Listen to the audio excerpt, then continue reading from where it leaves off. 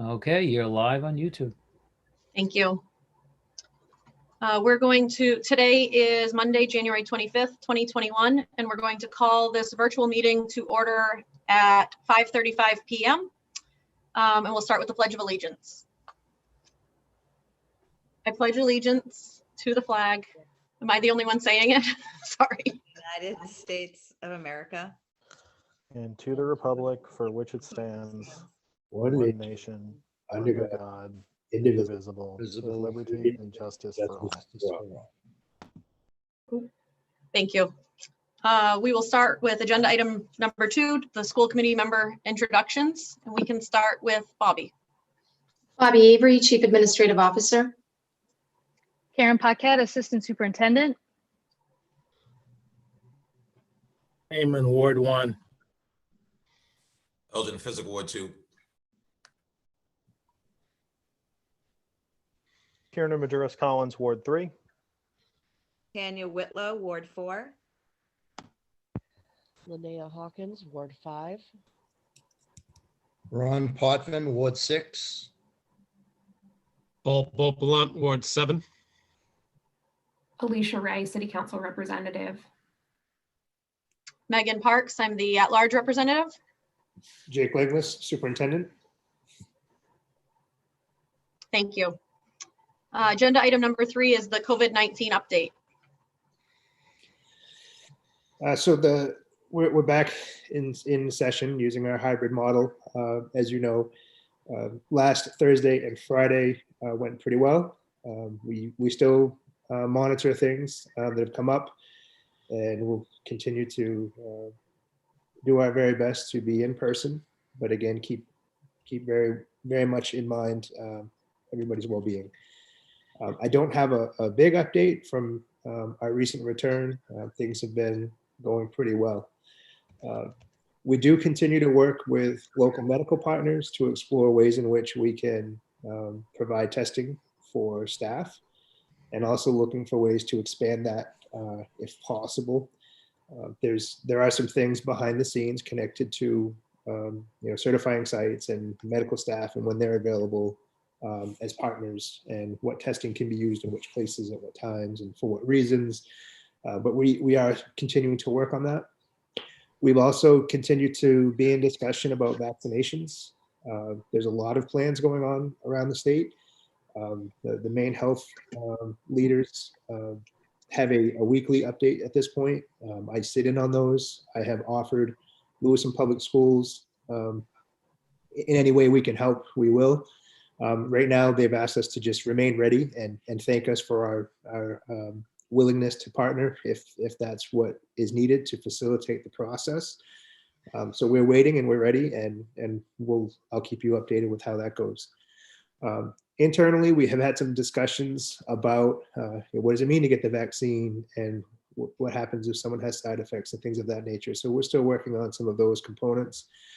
So whether we are directly involved in the facilitation of vaccination or not, we as an organization support it, and we're looking for ways to make sure that our staff are supported through that effort. So that will be forthcoming. You'll notice in my messaging a little bit later when we talk about attendance and truancy, some real efforts there. And I want to say publicly as much as possible that if we have students that are not engaged in school and they are wondering when they should jump back in, I will be emphasizing that the time is now. We're looking at this hybrid model for the foreseeable future, I believe. This is the way it is, and we want to get some rhythm and some continuity going to the best of our ability. Practice those routines and expect them, and kind of keep going. So we want kids to get re-engaged with school if they're not currently. If there's anyone out there listening or passing a word to somebody else, if you do not know how to get your student engaged, please reach out to your student school or the central office if you'd like. But we want to help facilitate that. It's not about why you were disengaged, it's about getting back engaged. So we're hopeful that we can get more students back engaged with school. And I think lastly for now, unless there's questions, we continue to work at keeping students engaged and keeping people as healthy as we can, and looking forward to that opportunity for vaccinations for our staff and ultimately students at some point in time. I'm open to any questions, or Karen or Bobby, do you want to add anything?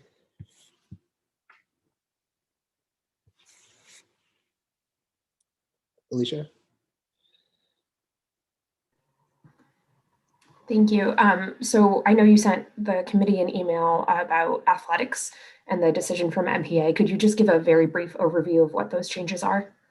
Yeah, so there's a lot of discussion still happening around the exact specifics, but the main Principals Association did make a decision last week to align school sports with what is currently allowable within the community.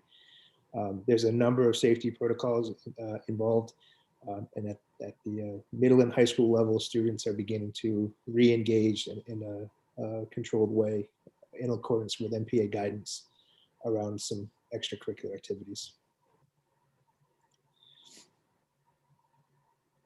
This is just for conversation. This is similar to, I don't know if you remember back late July, early August, we started going through different phases of getting students conditioned and all the controls. Mask wearing is required for practices in any competitions. Unfortunately, and this is a good note for public, there are no spectators allowable at this point in time. So that includes parents and just fans. So that's not allowable at this time. And we're very specific about the procedures and controls. And I've had long discussions with Mr. Fuller, and he's met with his coaching staff, and everybody's familiar with the rules and following them. And they began last Friday. Mr. Majerus-Collins. Yeah, I wanted to circle back to the vaccinations issue.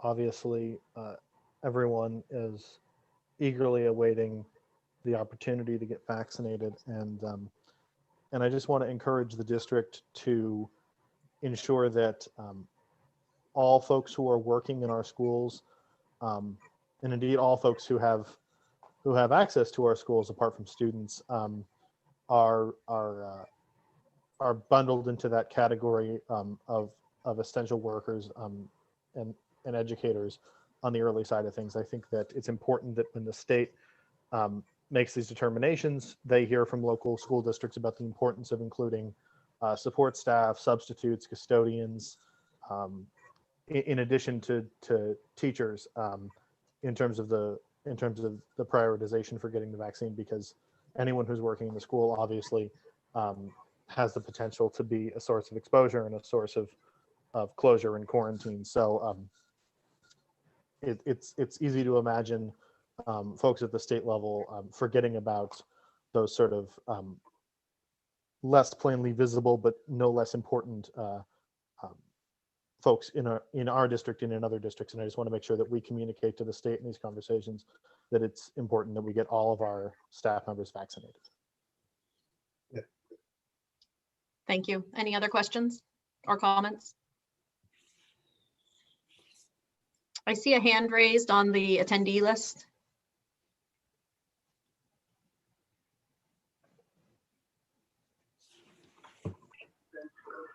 Yes, I have a question. My name's Bob Mantica.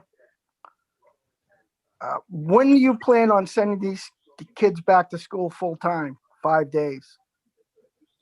It's a good question. So right now we're operating within the state guidelines and what they have put out to us. And because of the size of our district, we have to have some kind of hybrid model. We don't have the physical space to have all of our students in session at any one time. And that's helpful for a number of reasons. It allows us to pod students, if you will, so there's not as much crossover, and maintain the distancing rules that are required by law. But the children don't usually catch this and they don't get sick. And Madam Chair. yes. Yes, Mr. Right. Majerus-Collins. Yeah, I have a point of order question for the parliamentarian with regard to public comment and how we're going to be doing that. Obviously, we have a long agenda tonight, and while we typically take public comment on any agenda item, it's my understanding it's not standard procedure for the public to sort of engage in a back and forth and questions, rather to just state their piece on the agenda item and move on. That's correct, So yes. it's up to the chair to set those rules. We don't, even according to law, we don't have to host public comment, but it has been common practice that Lewiston Public Schools and the city of Lewiston are pretty open with their public comment, but that would be the chair's decision, not the parliamentarian. Yes, Mr. Mantiqua, generally, I haven't, the next agenda item is our public input, which would be on non-agenda items, but then there's a paragraph that explains the parameters around public comment, and we generally don't engage in sort of a question and answer session. So if you would like to make some statements, then you're welcome to do that, and then we will move on. Yes, I think that we should go back full time. The children don't usually pass this around. And if the teachers are worried, then maybe they should find another profession, basically. And since I'm teaching 3 days a week, I want to get paid, essentially. If the teachers are teaching they're teaching 2 classes, because what they do Monday and Tuesday, they repeat Thursday and Friday. So they're doing 2/5 of the work, and I'm doing the other 3/5. Okay, thank you very much. I appreciate your comments.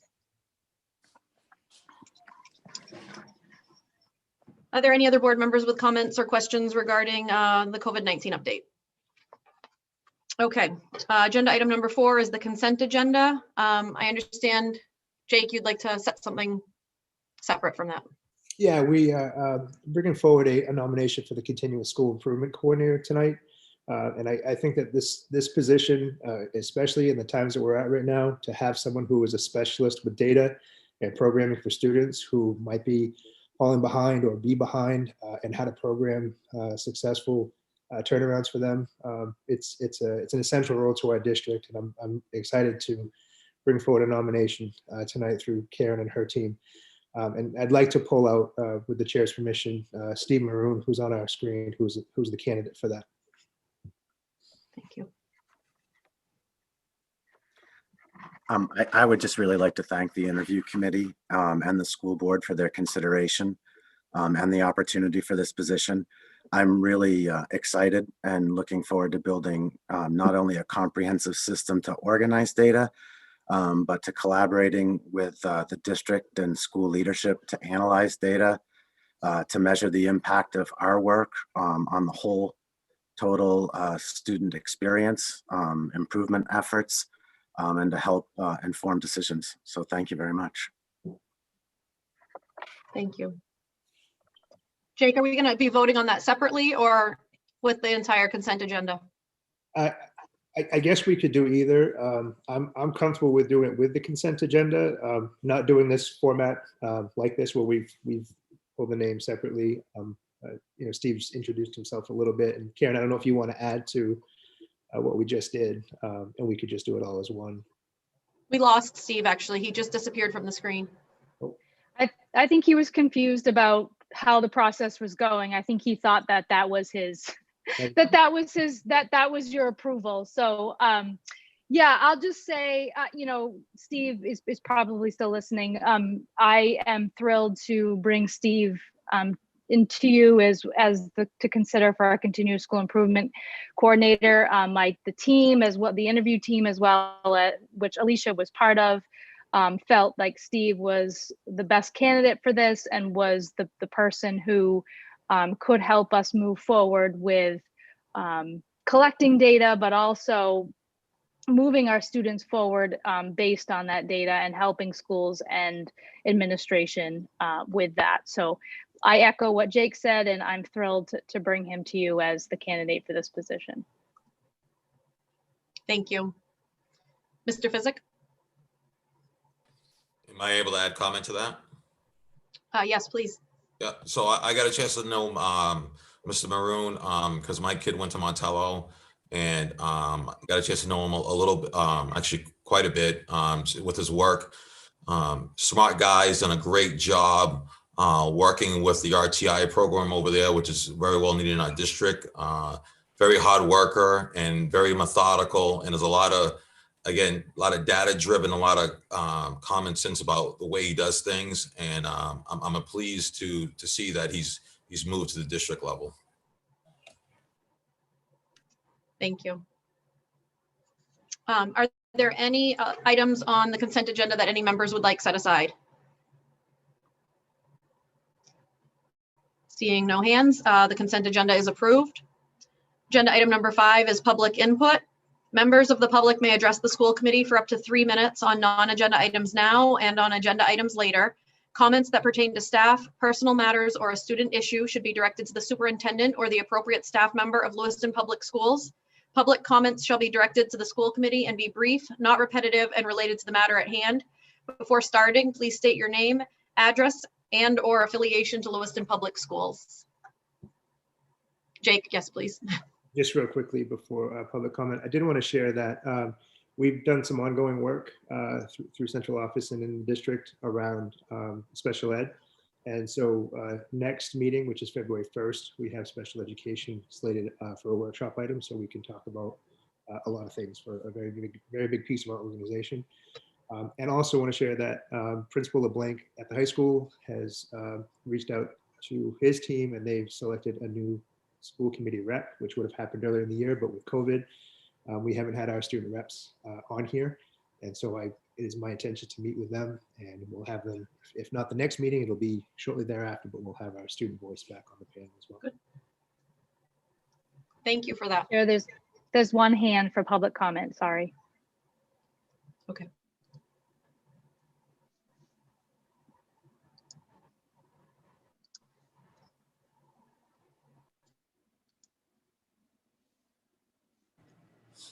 Am I here?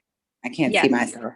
So I just wanted to come on as the Social Emotional Learning and Equity Resource Coordinator and just share my excitement about Steve Maroon's hire, and just say that I'm glad that you all chose to fill this position. It is super important for our work, and I'm looking forward to moving forward with him. So yay, sharing my public excitement.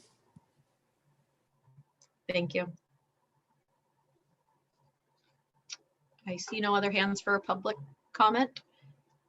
Agenda item number 6, to receive and vote on the recommendations presented by the Poverty Committee. And who will be presenting that, Jake? I don't have the full.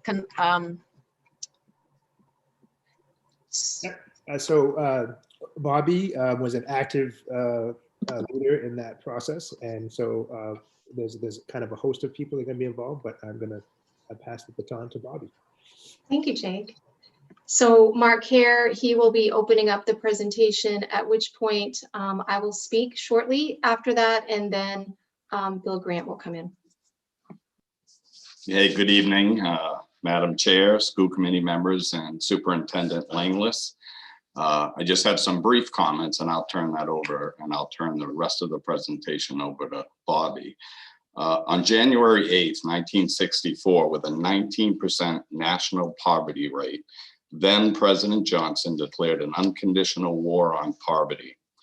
As a result of that declaration, and within the same year, 2 key supporting legislations were passed: the Economic Opportunity Act and the Civil Rights Act. Both of these legislations played significant roles in the war on poverty, such as attempting to address poverty at its root causes. However, many of the efforts addressed treating the symptoms of poverty. Since 1964, the US poverty rate has seen dramatic reductions in the United States, Maine, and in Androscoggin County as well. The most recent poverty rates hover between 10 and 11%, but only after taking into account the government provided safety net programs of the Economic Opportunity Act, like Medicare, Medicaid, and SNAP benefits. Recently, the mayor of Chicago announced that her city is dying from within because of its high poverty rate. According to the US Census, Chicago has a poverty rate of 18.4%, while here in Lewiston, we have a poverty rate of 18.1%. I do not believe our community is dying from within, so I want to make that clear. But this illustrates and highlights the impacts that a community feels with a poverty rate nearing 20%. Although Lewiston may see areas of occasional improvement and fluctuation in their poverty rates, these fluctuating rates are the result of many community members constantly on the edge of poverty. It is generally accepted that Lewiston's overall poverty rate is underreported, and this is supported in the also underreported rate of our Black or African American population, which is reported by the census at 5.9% of our population. And we all know that is actually inaccurate information. Lewiston's Black, Brown, and African American population is closer to 20 or 25%. As a community, we know high poverty rates directly impact economic development, community well-being, and educational services. Also, we know our students living in poverty tend to underperform, which is evident in our graduation rates and our performance measures. This in part leads us to experience higher turnover and burnout rates among our educators, which result in a disruption to all of our students' education. The list of impacts that I just listed is not all inclusive. Most agree that the ramifications of poverty on our community involve most everything we do and measure. Addressing poverty at a community level after 5 decades of being left behind is challenging at best. When generational poverty in large part defines our poverty rate, the complexities feel insurmountable. When communities are confronted with issues that seem too big, it becomes too easy to shift our focus to treating the symptoms of poverty in our attempts to lessen the impacts on our community. These well-intentioned methods may make us feel better and might help people living in poverty feel more comfortable, but it does not reduce poverty. Sustainable reductions in generational poverty will not be achieved unless the primary focus shifts to disrupting the root causes of poverty. What might support this statement? In the last decade, the city of Lewiston has utilized $9.7 million in CDBG funds targeted towards community members living in poverty. The school department over an 8-year period has invested $26.5 million in title funds to support our disadvantaged students. 20+ nonprofits within our community provide services that directly target disadvantaged and poor community members. And even with these significant investments, we have not seen a meaningful reduction in poverty. As a community, the first steps to reducing poverty starts with taking ownership and accountability. And as mayor of Lewiston, I am committed to taking ownership of the decades-long failure to reduce poverty within our community. Today, I ask all local elected officials, city administration, school administration, and our nonprofit service providers. And most importantly, I ask our community to stand with me and take ownership of this. We collectively own this, and for better or worse, we must be accountable for our future policy decisions in reducing our poverty rate. Our community has a chance to change the decades-long course we have taken in reducing poverty. We have an opportunity to shift to a measurable community model that aligns our goals and responsibilities. We have an opportunity to align already available public and private resources, including funding, towards the root causes of poverty. We must be measured in our approach while also understanding the price of inaction. To start, we must collectively own it, collectively look inward for the best solutions, and then collectively take swift and measurable action. And as mayor, I'm confident this work will set the course for an equitable and prosperous community. With that said, I'll pass this on to Bobby. Thank you, Mark. Is it possible, David, that Bill can share his screen? Sure can. Hang on one second. We'll make sure that can happen. Yeah, as a panelist, actually, he has the right to do that right now, I believe. All right, thank you, Dave.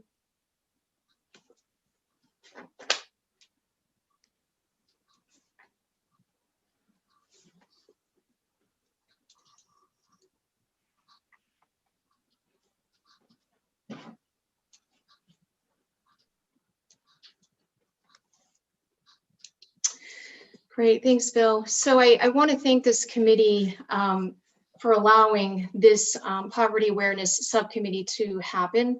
It occurred back February 25th, 2019, so almost 2 years ago. We have been working tirelessly on figuring out how to disrupt poverty in the city of Lewiston. Next slide, Bill. So we're going to talk about this a little bit later on in the presentation as well. But what we did as part of our work was develop a population level result. And this took a lot of discussing amongst the committee members. It took us a long time to get to this result statement. And it states the Lewiston community schools ensures children are ready to learn and have equitable, measurable outcomes. And the report overview that we're going to be giving to you tonight is some background on the committee. The work of our committee will provide you with recommendations. We'll talk about some limiting factors that we identified. And then at the very end, there's some additional resources that we utilize to help get us there. So some background on the subcommittee.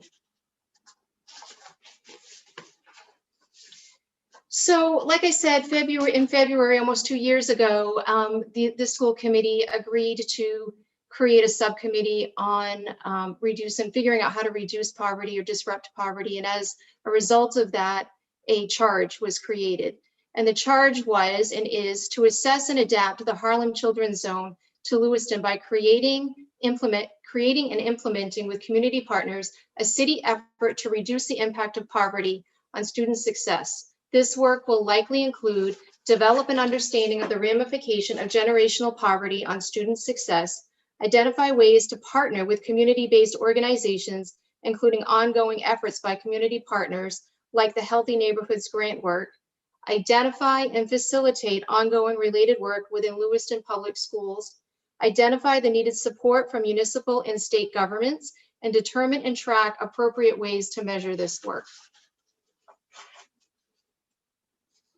And so this is our subcommittee members. I am going to read each name. I know you can read them, but these are incredibly awesome people, and I want to say their name publicly. Mark Kerr, Joe Philippon, Bill Grant, Betsy Nurcross-Plord, Faucia Muse, Shanna Cox, Rowan Osmond, Peter Geiger, Sean Yardley, Julia Sleeper-Whiting, Heidi McCarthy, Amanda Winslow, Monica Millett, and Monique Roy. So the work of the subcommittee. So again, about a year ago, we traveled to Harlem, New York, and our charge was to review what they were doing and what they've put into place to help disrupt poverty in Harlem. And so to do that, we had to fill out an application. We submitted that application. It was submitted, and we were informed that we could participate in the Harlem Children's Zone Practitioners Institute. These 3 days encompassed learning about the history of the Harlem Children's Zone, along with learning about their pipeline of success. The Harlem Children's Zone way is to provide a holistic approach to disrupting poverty by establishing that pipeline of services, beginning with in utero programs for expectant parents, along with early childhood, elementary, middle school, high school, and college individualized services. And I just want to mention some of the pipeline services that we were able to view and actually attend. So for some of the early childhood programs that the Harlem Children's Zone have, they have a baby college, they have the Harlem Gems program, which is the pre-K program. We were able to go to that. They have Promise Academy for elementary, middle, and high school students, which is it's their charter schools. They have what's called Peacemakers. It's the elementary after school program. They have a Cut Above, which is their middle school after school program. They have the Employment and Technology Center, which is their high school after-school program. They also have what's called the Center for Higher Education and Career Support, which has to do with college readiness and career readiness. They have the Family Social Service Health Program, which is family support. It's a family support center, truancy prevention, family development program, mobile team. They have the Healthy Harlem program, which is amazing.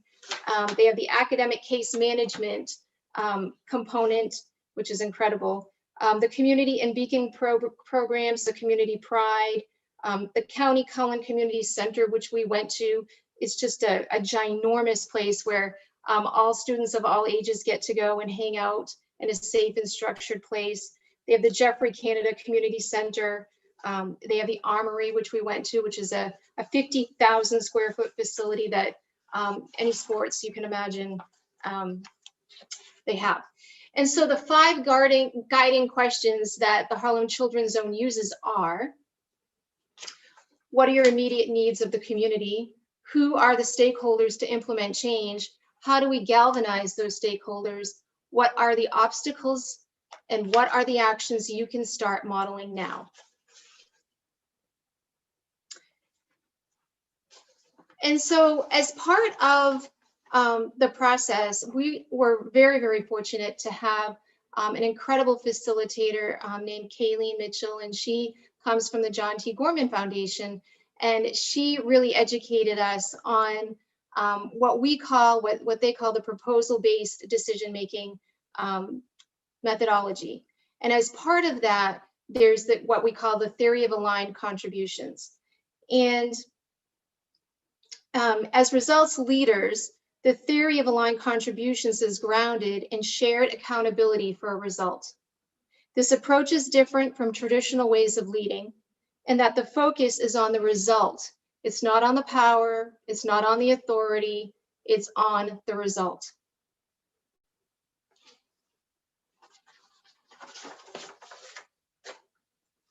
And so the overview of the results, and this is the framework that we utilized, is we started with that population results statement that I mentioned in the beginning, of which from there we identified the indicators of progress, then the annual targets. We looked at the areas of focus and what it was going to take to collaborate, who we needed, shared performance measures, programs, activities, and then individual action commitments. And again, here's that shared results statement that we created as a team, and I'm going to read it one more time because it's so important. The Lewiston community and schools ensures children are ready to learn and have equitable, measurable outcomes. All right, so I'm going to jump in and take over from here. My name is Bill Grant, for those that don't know, and I'm the Adult Ed Director here in Lewiston, also in Auburn, but tonight we'll talk Lewiston. So Bobby just reread the shared result, and kind of just to reiterate, one of the things she said is it's all about the result. So when we began our meetings and started talking in our meetings, this is kind of how we would start the meetings, is looking at this and kind of recalibrating ourselves that this is going to be why we're at the table. So to begin that work at that table, after we got the shared results, I always went back to this chart, and my subcommittee members would probably remember me always saying, can we go back to that chart again? Can we go back to that table? I need to look at this. But the reason I share this with the committee now is this just kind of helped me along the process understand how we fed into the shared results. And so kind of working backwards, we had our results statements, then we moved to our indicators, then we moved to targets, and then we moved to areas of focus for collaboration. So when we look at indicators of progress, we're really trying to ground ourselves on facts and trying to get to a point of, okay, what do we all know about a particular indicator? And so through a process, and it was a lot of big lists on the wall and deciding what indicators we were going to go to. Ultimately, we had decided that we wanted to focus in the area where it had to do with children, younger children in particular. And then also, what are some of those most pressing areas? Where we came up for the indicators of progress, the indicators is Lewiston children living in poverty, Lewiston children who demonstrate readiness for kindergarten, and finally, Lewiston students reading on grade level in 3rd grade. So again, to ground ourselves in facts and kind of sent where we were with this stuff, we had to look at right now, where are we right now? So for each indicator, we looked at kind of some specific data, and you can see more of this obviously in the report, but I'll just highlight a few of the pieces of data we looked at for each indicator. So for children living in poverty, we immediately saw that, yeah, we had a bright spot of our poverty rate on the chart on the left, showing that our rate for children living in poverty is going down. However, when we compare that number to the county average and to the state average, we're almost double. And we're almost we have a little bit steeper of a downward trend, but we know it was an area to work on. We also know that percentage-wise, our students continue to, our children continue to be in a high percentage of poverty, as you can see from the chart on the right. The next indicator was kindergarten readiness. And ultimately, what we saw from the data is we have some really strong programming in our area. We have 4-year-old programming in our school. We have 4-year-old programming through Promise, the Head Start provider in the county. And in this data that you see up here are some of the results that Promise has from assessments they do to look at readiness. One of the glaring things to us, though, was we didn't kind of have a universal language or a universal process of measuring that throughout our city. And so what we really started to see is, okay, ultimately, when students hit our schools in kindergarten, how do we know where they're on a level playing field with one another? And then in our third indicator, and probably don't need to talk about this too much with the school committee, but it's looking at the assessments, the state assessment for 3rd graders. And obviously from this chart, you can see that we've got quite a bit of work that we need to do to get our students to be more proficient in reading. What also was glaring in this is the demographics. So our African-American students, along with our multiracial students, had a high percentage, obviously more than half, not meeting or partially meeting the standards. 3rd grade, we also learned that is a critical time in a student's life, and kind of to put simply, in the 3rd grade, you're kind of rounding that corner where you're not going to be learning how to read anymore. You're going to be using reading to learn. So we knew that was critical as we kind of looked at data and things. So once we established our indicators, we then had to kind of put some more rubber to the road, I guess, to put it, and say, okay, where do we want to get and what time is it going to take us to get there? So in the report, you'll see this referred to as targets to time.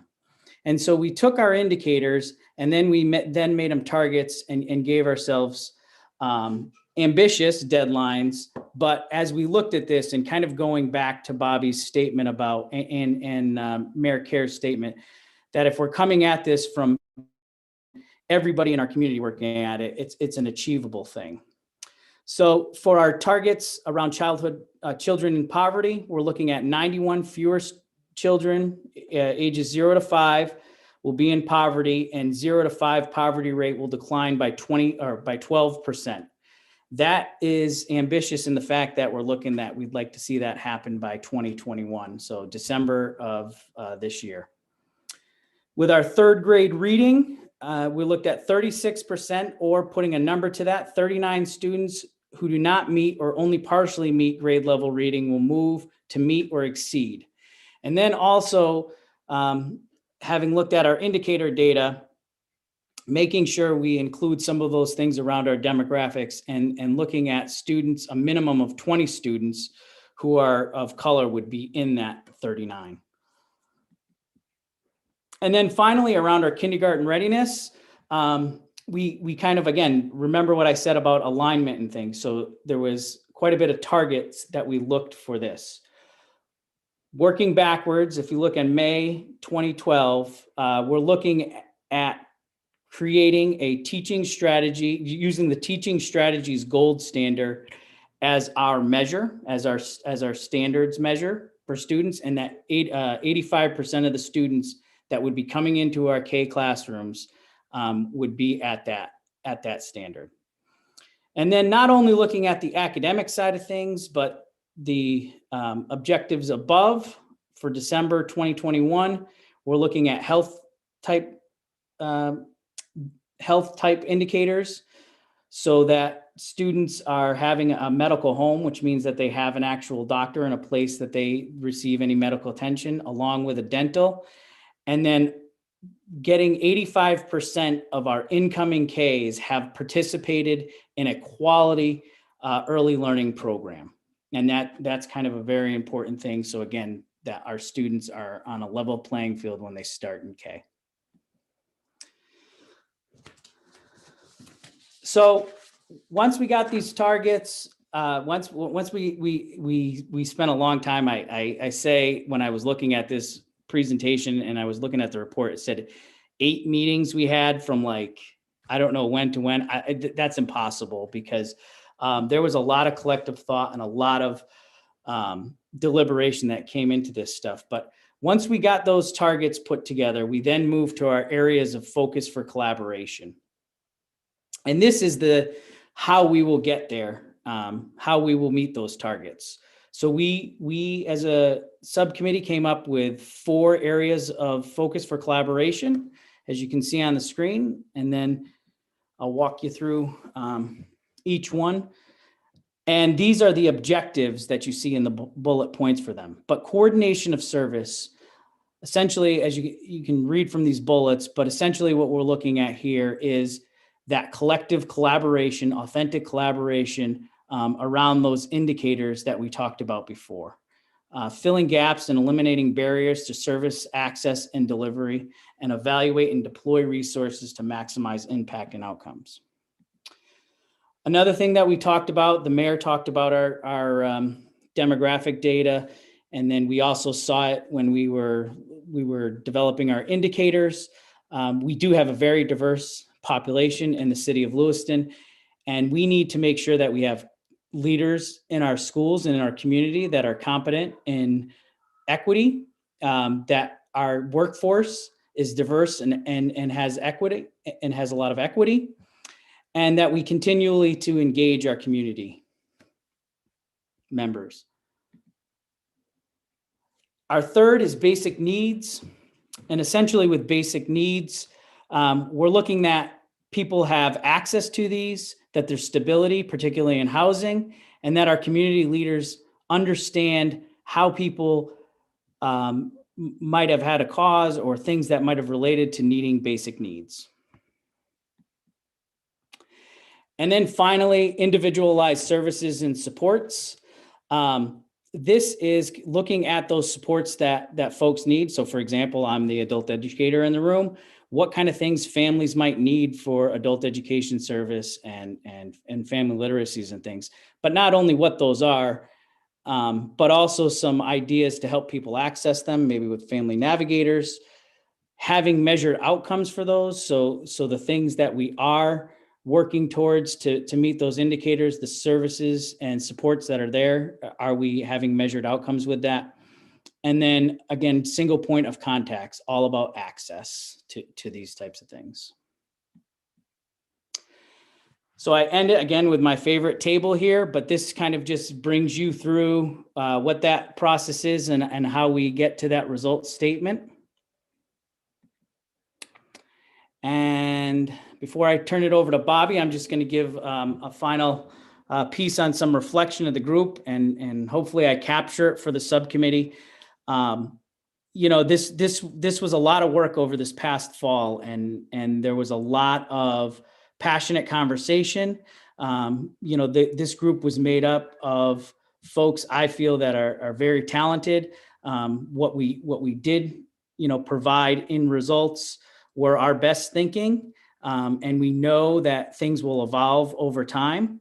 But ultimately, this goes back to what Bobby kicked off and said, that it's got to be shared. And, you can read these bulleted points, but essentially it's boiling down to not just falling on the responsibility of our schools, but falling on the responsibility of our community, the agencies in our community, the organizations in our communities, and to have true, authentic collaboration as we implement this plan. So I'm going to pass it over to Bobby now. Thanks, Bill.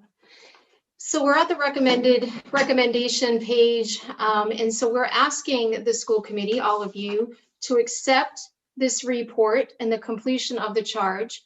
And 1, affirm the result and key indicators as important shared community work. 2, affirm the 2021-22 targets as important shared community work. 3, authorize the Lewiston Public School System to collaborate with community partners around these 4 key areas: coordinated services, equity leadership, individualized supports, and basic needs. And 4, share data on the indicators of progress and join key partners in an annual community review of that progress. And I do want to let the committee know that there were some limiting factors that we identified.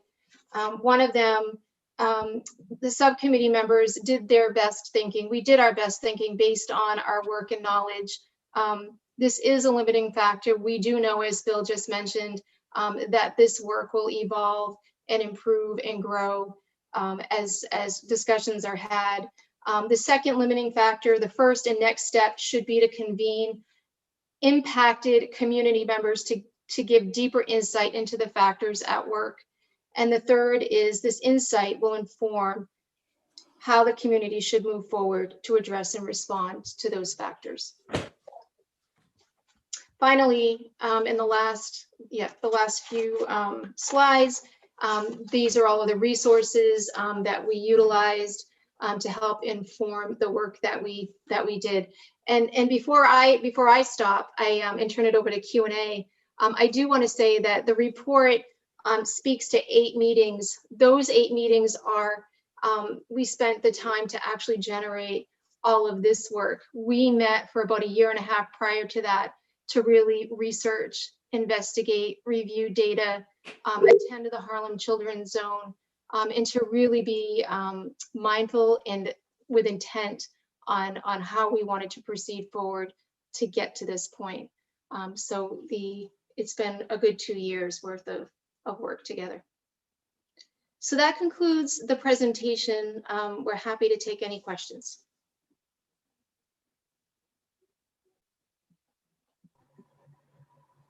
Mr. Physick?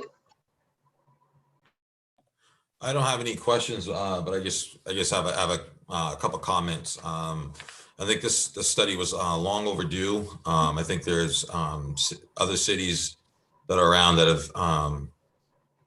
have the same demographic we have that have been ahead of us, and I'm glad to see that this subcommittee took a big step in the right direction to formulating this plan and coming out with these results. I think using your performance partnership model, where are we now? Where do we want to be? How will we get there? How will we know if we're getting there? Is extraordinary. And the indicators of progress are even better. I mean, the number % of children in Lewiston living in poverty, the number % of children who demonstrate readiness for kindergarten, and the number % of children in Lewiston who are reading at a grade level. So I think those are just extraordinary, and your recommendations are good. And one of the best recommendations that I saw was that it's immediate now, and it's a sense of urgency, not one of these things where we're trying to say, well, in the next 10 years, we hope to get there.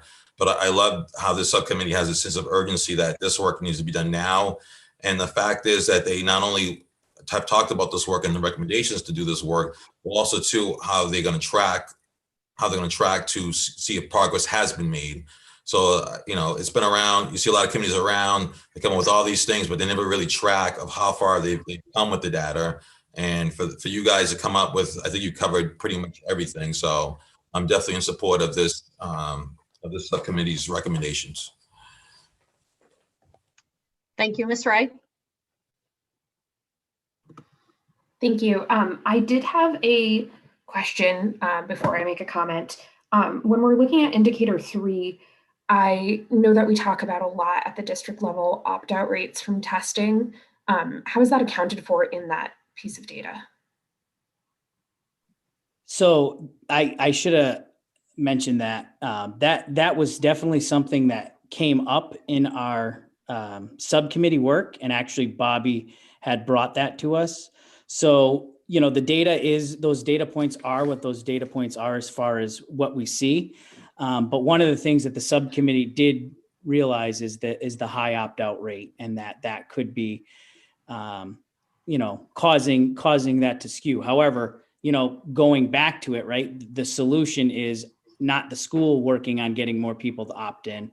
It's knowing that we have community groups that are going to be working with the community and those parents to get students to opt in, because this is exactly like what you point out. The opt-out could be skewing our data. Can I just emphasize something that Bill just said? And you said it twice, but I want to emphasize it again. This is placing a laser focus on all of us as a community versus just the school department. It's all of us looking at this problem together and working together as a collective one.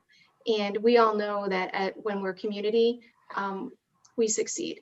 And so that's what this work is built around, is community.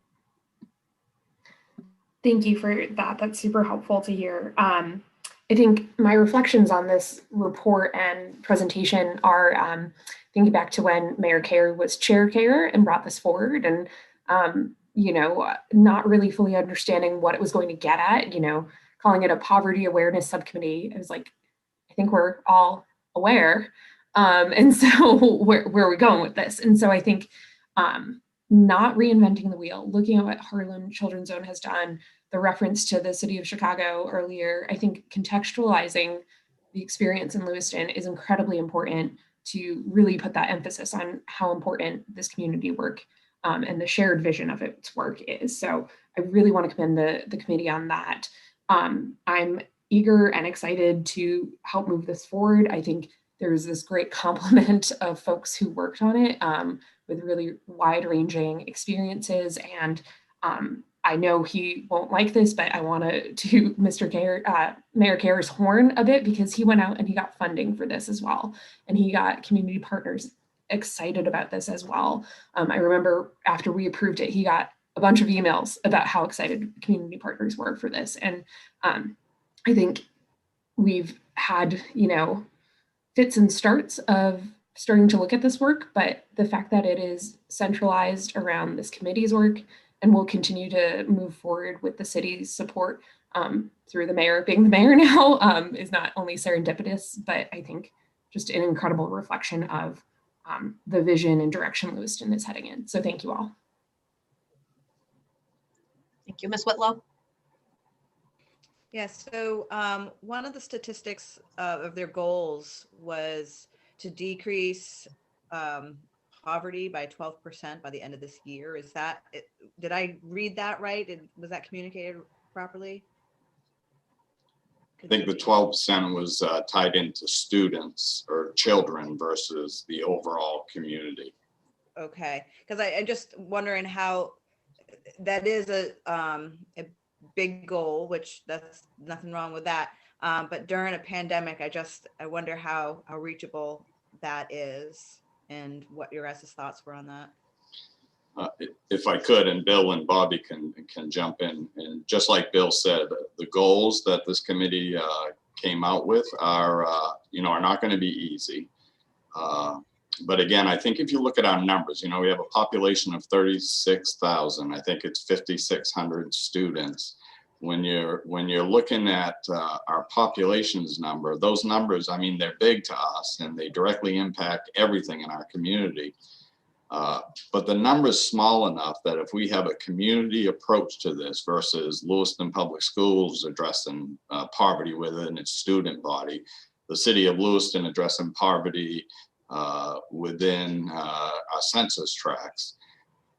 But if you add in all the nonprofits in our community, the city and the schools, and if we're focused on targeted goals, I do believe it's achievable. I do believe within a half a decade, we will dramatically reduce our poverty rates if we address this as a community versus, our public sectors only. And we know private sectors have been doing it for years, but no one really has ever aligned those goals. Tanya, go ahead. And a follow-up on, the third grade reading, the level of reading for that grade. And I think that's really important with the work that Karen is going to be doing with myself and several others and focusing on dyslexia.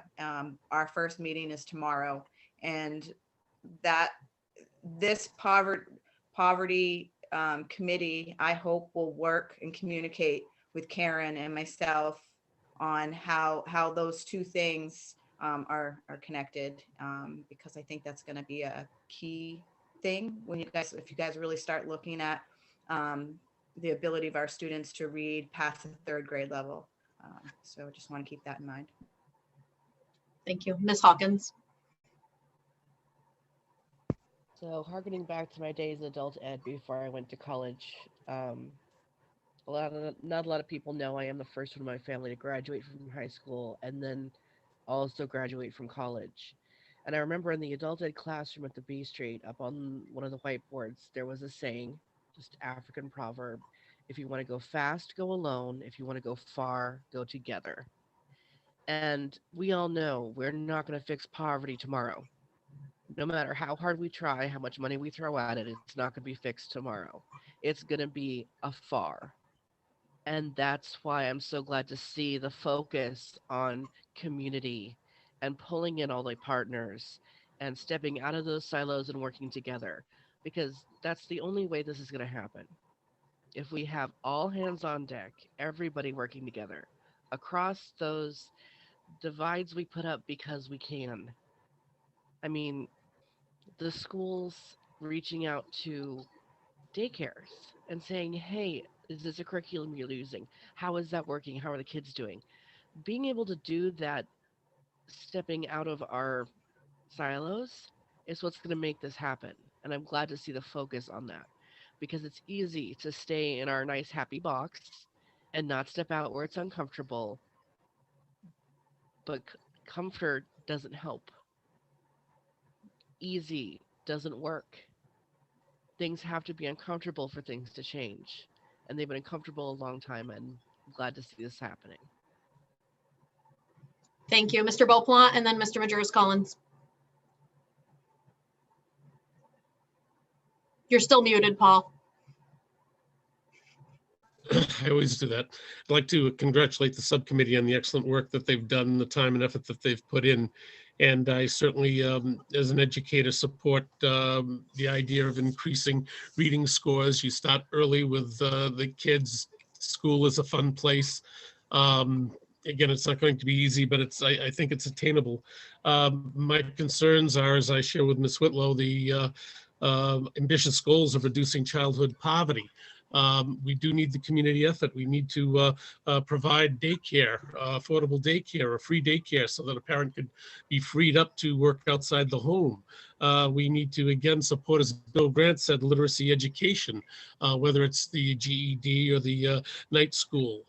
I don't know if we need to go back to the Jane Addams Hull House original Help for Communities, but there might be some ideas there. But I do want to lend my support and whatever I can do in my position and as an individual, that would be a call on me. Thank you. Thank you. Go ahead, Kieran.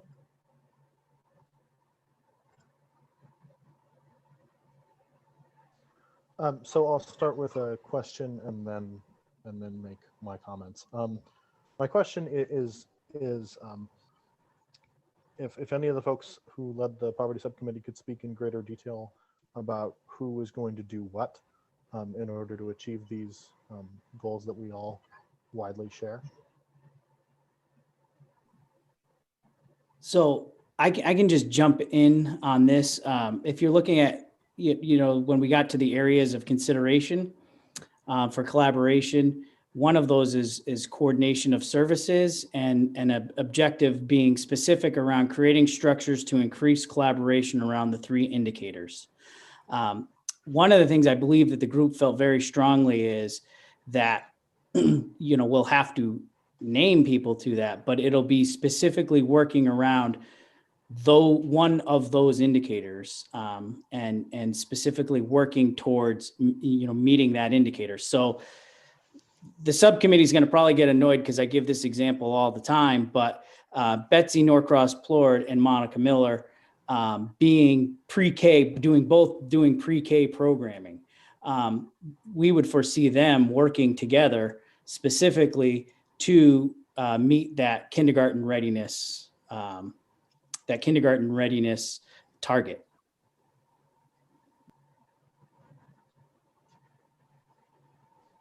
Okay. What did any of the other folks want to chime in on that at all, or no? I think, so I'd like to chime in a little bit. I think when we talk about family navigators and coordinated services, if a child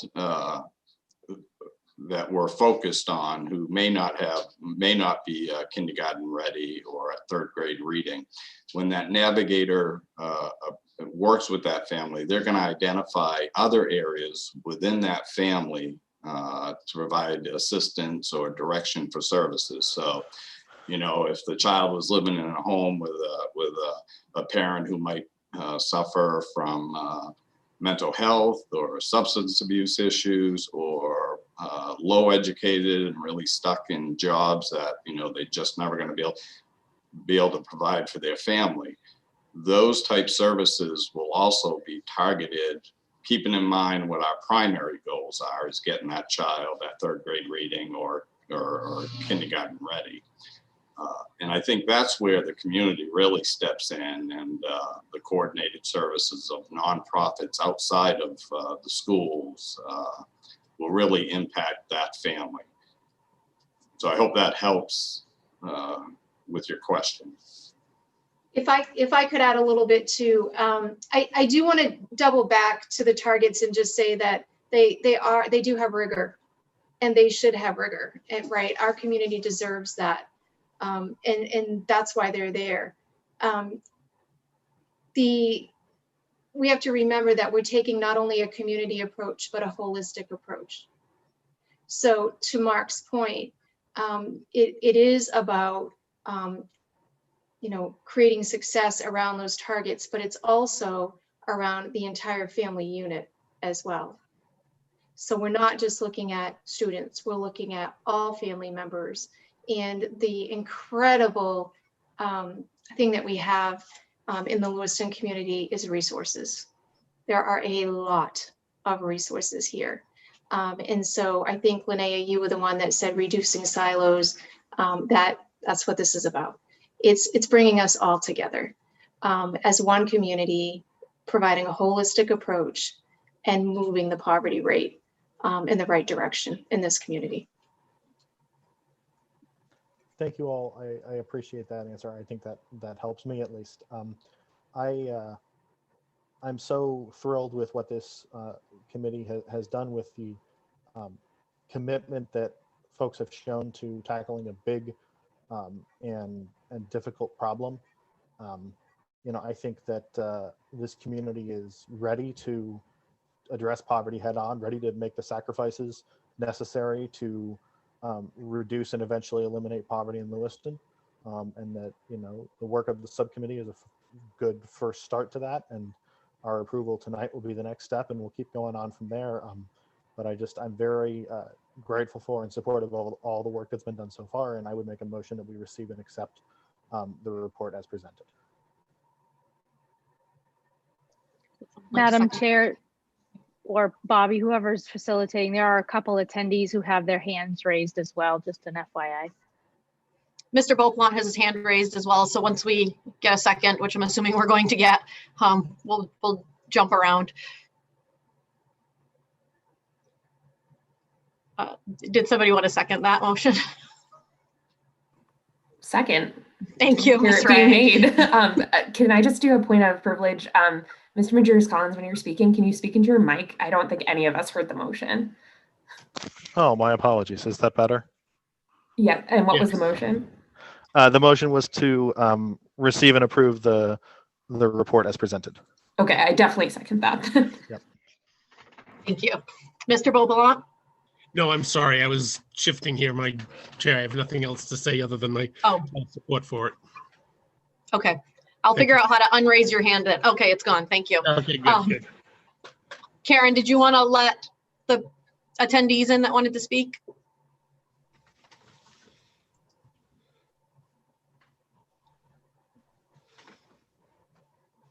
Ms. Cloutier, you're free to speak. So can you all hear me? Yes. Yes. So hi friends, it's so good to see all your faces. It's Kristen Cloutier. I'm the representative for House District 60, which is part of Lewiston. And I, first of all, just wanted to thank the members of the subcommittee for undertaking this important work, many of you as volunteers, and just say that it is greatly appreciated and that your commitment and dedication to our community surely makes a difference in the lives of the people that live in it. So again, thank you. I know it's not always the most glamorous job. And then I guess I really want to focus the majority of my comments tonight on the issue of race, because while it's not surprising, the data provided in the report was stunning to me, breathtaking actually. And I think it lays bare the racial disparities and inequities that we're facing locally. And I think sometimes it's easy for us to think about those things as national issues and not necessarily things that we need to contend with in our own backyards, and they absolutely are. And so I think we have a lot of work to do, and I've been pleased to see us making some progress on these issues with the work of this committee, and the City Spirit Initiative with the City of Auburn and the City of Lewiston's Mayoral Ad Hoc Committee on Equity and Diversity, and I'm sure various other initiatives. And I just want to encourage us to really collaborate with one another on each of these initiatives so that we create a comprehensive and goal-oriented path forward. We need to establish outcomes and then work together to achieve them. And I'm happy to work with you all on how the state can play a role in that work. And then lastly, I just also want to thank the committee for recognizing and acknowledging who is not at the table for these discussions. I think it's important for us to include stakeholder voices and voices of those most affected by the policies we create and implement in these conversations. And so I hope that we can do that as we move this work forward as well. So thank you all again, and I appreciate the opportunity to speak tonight. Thank you, Kristen.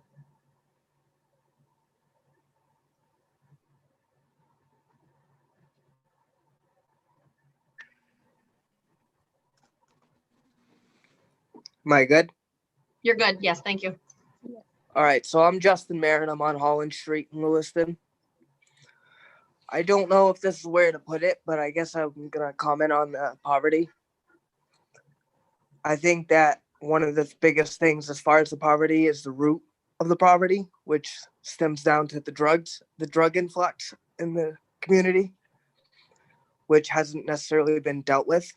As drug dealers are removed, more are put in. And I think that that's something that needs to be taken into consideration too, with getting the community together as far as the law enforcement and the main DEA, and making sure that things are done the way they're supposed to be done.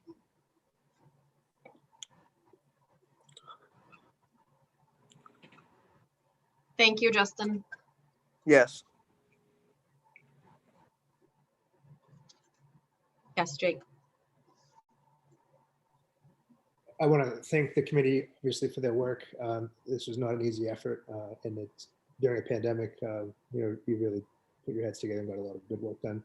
What I'm most excited about as a superintendent the opportunity to carry forward, I think, that third bullet of that recommendations, that we'd be authorizing Lewiston Public Schools to look for those community partners, to find ways to, again, build community, bring it right into school, find ways to connect kids and resources directly to things.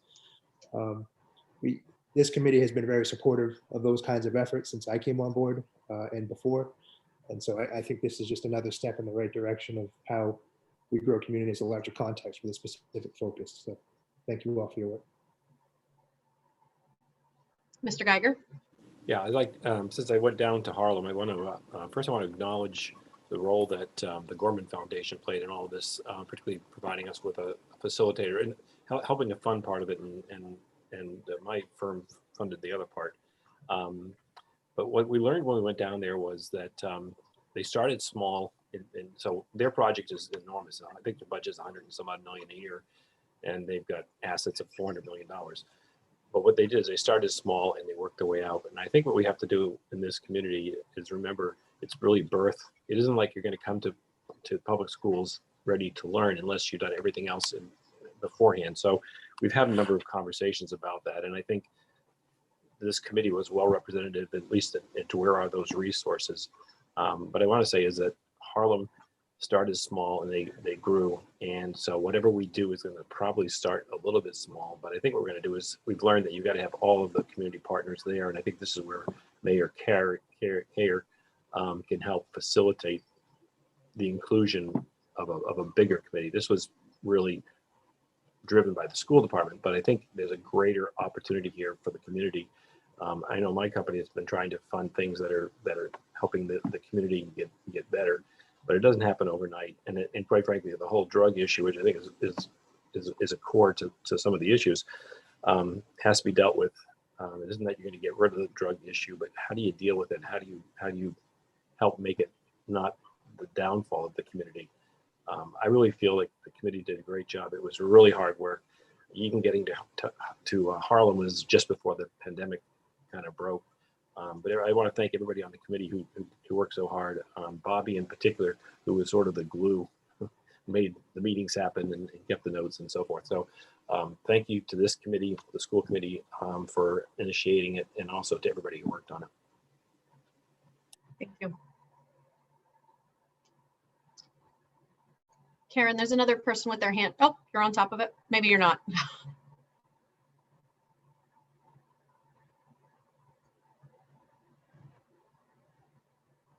Thank you. Hello, this is Heidi Brooks, House District Representative from House District 61. And I wanted to echo a lot of the support for this effort. Having a holistic approach is really critical, and I really appreciate everything that we're doing to advance this effort. Thank you, Heidi. Were there any other members of the subcommittee that wanted to speak, or school committee members?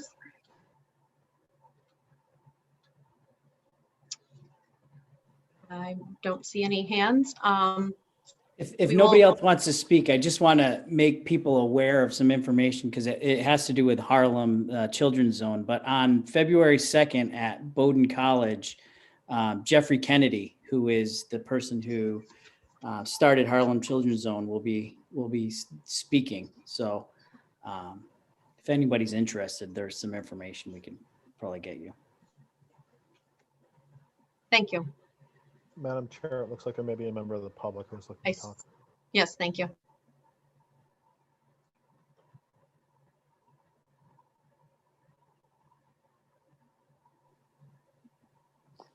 Hello, can you guys hear me? Yes. Great. My name is Ashley Medina, and I am a community member. First, I wanted to just say thank you for the hard work that's been put into this. And I'm actually really curious to know as to how people in the community can get involved.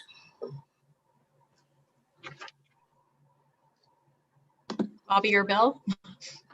I'll take that question. So Ashley, that is a fabulous question. And that's all about next steps, which we haven't unrolled those yet. We're actually, once the school committee hopefully approves all the work that we've done, we're going to move on to those next steps to establish a community meeting. So stay tuned for that. Thank you. Welcome.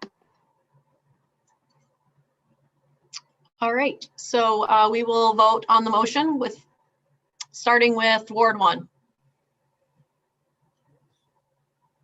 We didn't hear you, Bruce. If you could say it again. There's a delay when you unmute. Yes. Thank you. Ward 2. Yes. 3. Yes. 4. Yes. 5. Can you say it again, Linnea? Sorry for the delay. I see that you're saying yes, but we're not hearing you. Yes. Thank you. Ward 6. Yes. 7. Yes. City Council Representative. Yes. And I also vote yes. Oh, wait, I think we skipped. Nope, did we get 2? Elgin, did you vote? Okay, thank you. There's too many faces on my screen right now. I'm trying to keep up. Motion passes 9-0. Thank you. Thank you very much. Thank you, everybody. Thank you. Agenda item number 7 is to receive a presentation regarding the June 30th, 2020 LPS Finance Audit Report.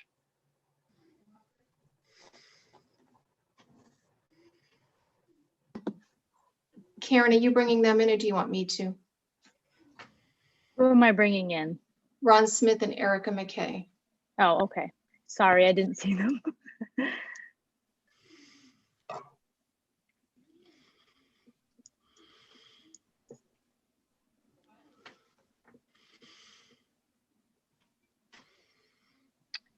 Ron and Erica should both be able to speak.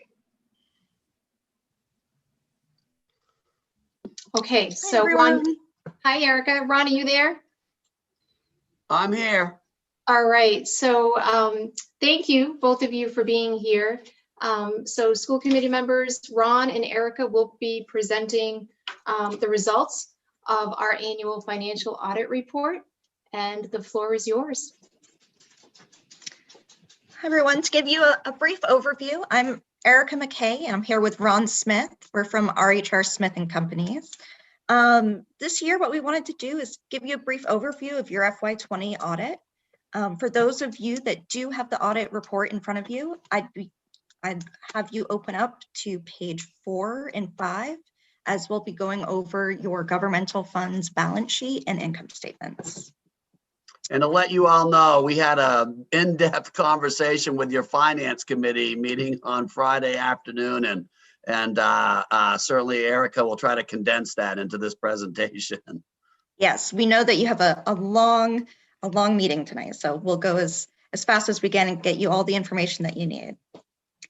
So as we're looking here at your governmental funds balance sheet, this is going to be an overview of all of your major funds. So you have your general operating fund, your school grant fund, which is actually further broken down in the back of the audit if you want to see a breakdown for your federal funds and your state grant funds, your adult education program, and your school nutrition program.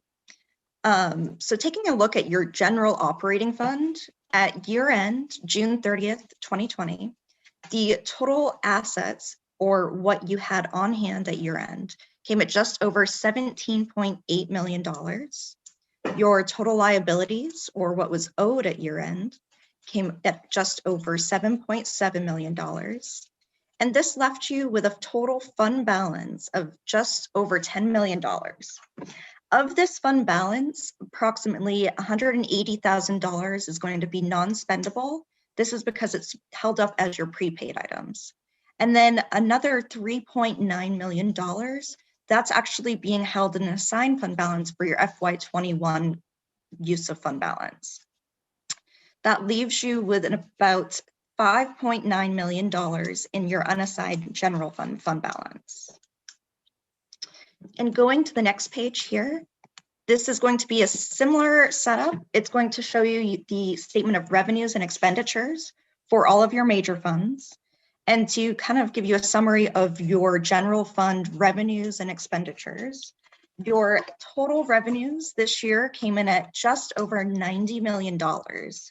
This is actually comprised of about 3/4 of intergovernmental funds and about 1/4 of tax revenues. The remaining revenues that you generated this year were about less than 1%, and that's charges for services and other revenues. From prior year, your total revenues were actually about just under $3 million higher than prior year. And majority of that was actually due to the increase in intergovernmental revenues. And when she Looking says at- intergovernmental revenue, she's talking about the state subsidy from the Department of Education is the big one. Yes. And looking at your total expenditures this year, you spent just over $86 million. This, as we noted in the revenues, is about $2.3 million more than prior year. And majority of that increase is actually coming from your debt service and your retirement. So in all, this increased your fund balance by $3.8 million. Prior year, your fund balance was approximately $6.2 million. And at June 30th, 2020, your fund balance came in at just under $10.1 million. And if you kind of think about it in this sense, your total operating budget is around $86 million. And about 6% of that is left in your undesignated fund balance at year end.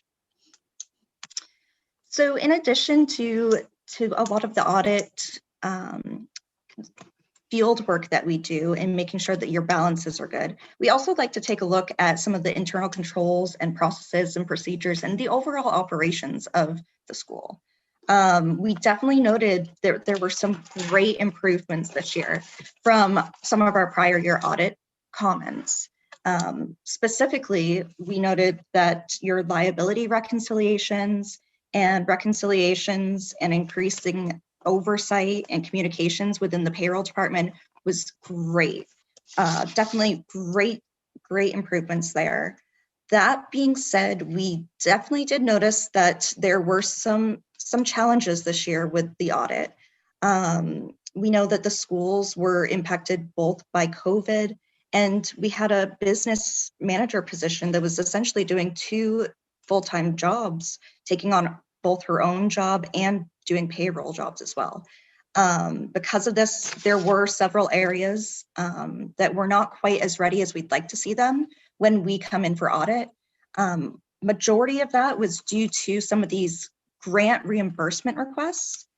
What we typically like to see, since majority of these federal grants are such a large part of the school departments, we like to see that all the expenditures are getting requested for reimbursement within 30 days of those expenditures happening.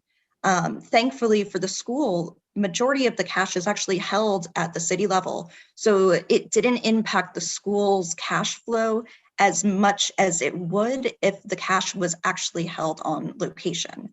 And if that was the case, you would definitely be seeing cash flow problems for sure.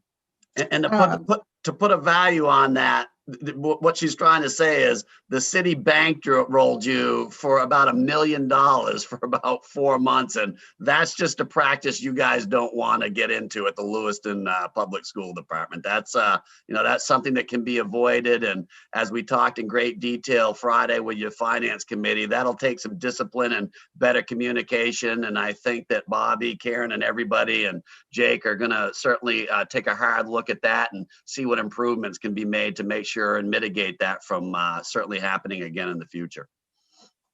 Definitely. And as we noted previously, it's really what it comes down to is the communication between the teaching, learning departments, grants office, finance department. Once that really starts happening and once there's time to really start reviewing the financials monthly and doing the reconciliations monthly, it shouldn't be a problem. And in regards to that, there were also several other reconciliations that we would like to see happening on a monthly basis. Your balance sheet accounts, your receivable accounts. So just making sure that those are really kind of addressed and reviewed monthly. Other than that, there's always some minor findings within student activity accounts, but nothing alarming. And in all, we had a great year. So we definitely appreciate all the hard work that Lewiston Public Schools has put in, and it's been a pleasure working with you as well. And I just think to continue with what Erica just said, there was a lot of depth of conversation that was had about really looking at internally in your finance office, your business office, because of the sacrifices that were made, a year ago, and the consolidation of some positions, where a person was doing double duty. The struggles that created certainly is something to take a look at. And I know that is something that Jake and Bobby, have certainly on their priority list to do so. So are there any questions for Erica or Ron? Ms. Ray? I suppose this might be more for you, Bobby, than Erica or Ron, but did we changed the positions in the finance department with the last budget? Is that correct? Yes, we did. We reallocated. The payroll administrator position wasn't full.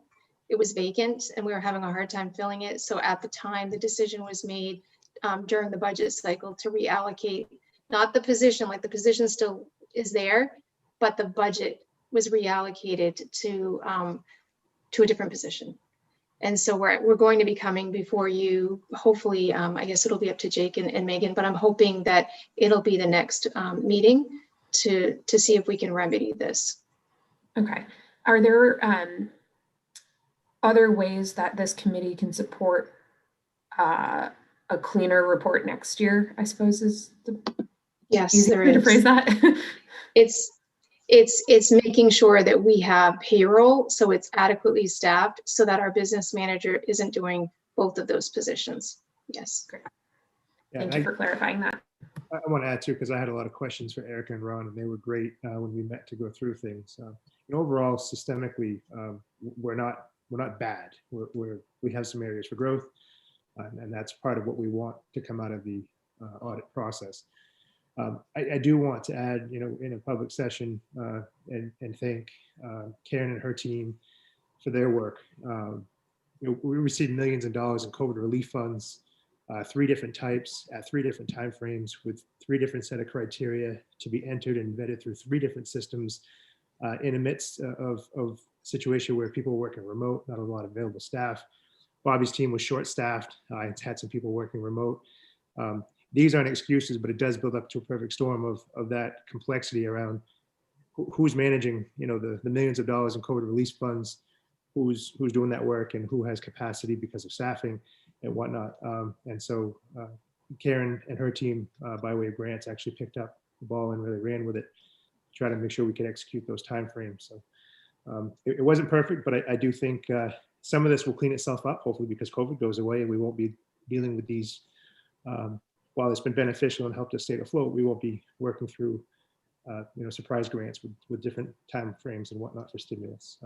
And our process has gotten so much better already, just because we've been doing it. And I know Bobby and her team have been understaffed, and we will be bringing that forward so we can get that payroll position, hopefully. Ms. Wright?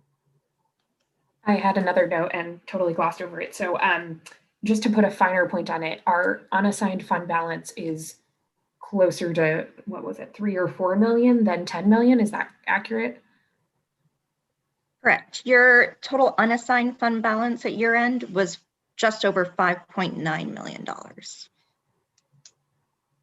Okay. When the financial audit report was reported to the city council, it sounded more like they were referencing the $10 million number. And so I just wanted to make sure that was clear for the public, and yes. I can bring that back. So in total, the total fund balance for the general fund is $10 million. $3.9 million approximately is going to be used in FY20's budget. And then the remainder is going to be your unassigned fund balance. And with that, you're statutorily allowed to keep 3% of your total budget. The remainder is to be spent over the next several fiscal years. And there's several different ways to kind of use those funds. Great, thank you. Of course. Any other questions? If I could just thank everyone. Thank Ron, thank you, Erica, and my entire team, the grants team, everyone. We've really pulled hard. It's been a tough year. It's a COVID year, and I'm pretty impressed. And I want this committee to know that most people get anxious about audits, especially financial audits. I love them. It's an opportunity for us to get stronger and to grow, and it's an outside objective review of everything that we do. And so if we get we don't always want comments, but if we didn't get a comment, then that would mean we're perfect. At least that's how I look at it, and we are not. We strive to be better every single year. So I want to thank both Erica and Ron for that really thorough audit. Appreciate And it. I would just follow up with Jake and Bobby and what they said and what we talked about on Friday. You know, we didn't mention all the things that you do well from your chairs, and I certainly don't want that to go unnoticed. You know, as Bobby just said, there's always room for improvement and best practice. Those are two areas that we see that are already being addressed. But clearly, you know, there's a lot of things you've done well and a lot of improvement and progress that you've made at the Lewiston School Department too in the past 2 years. Thank you.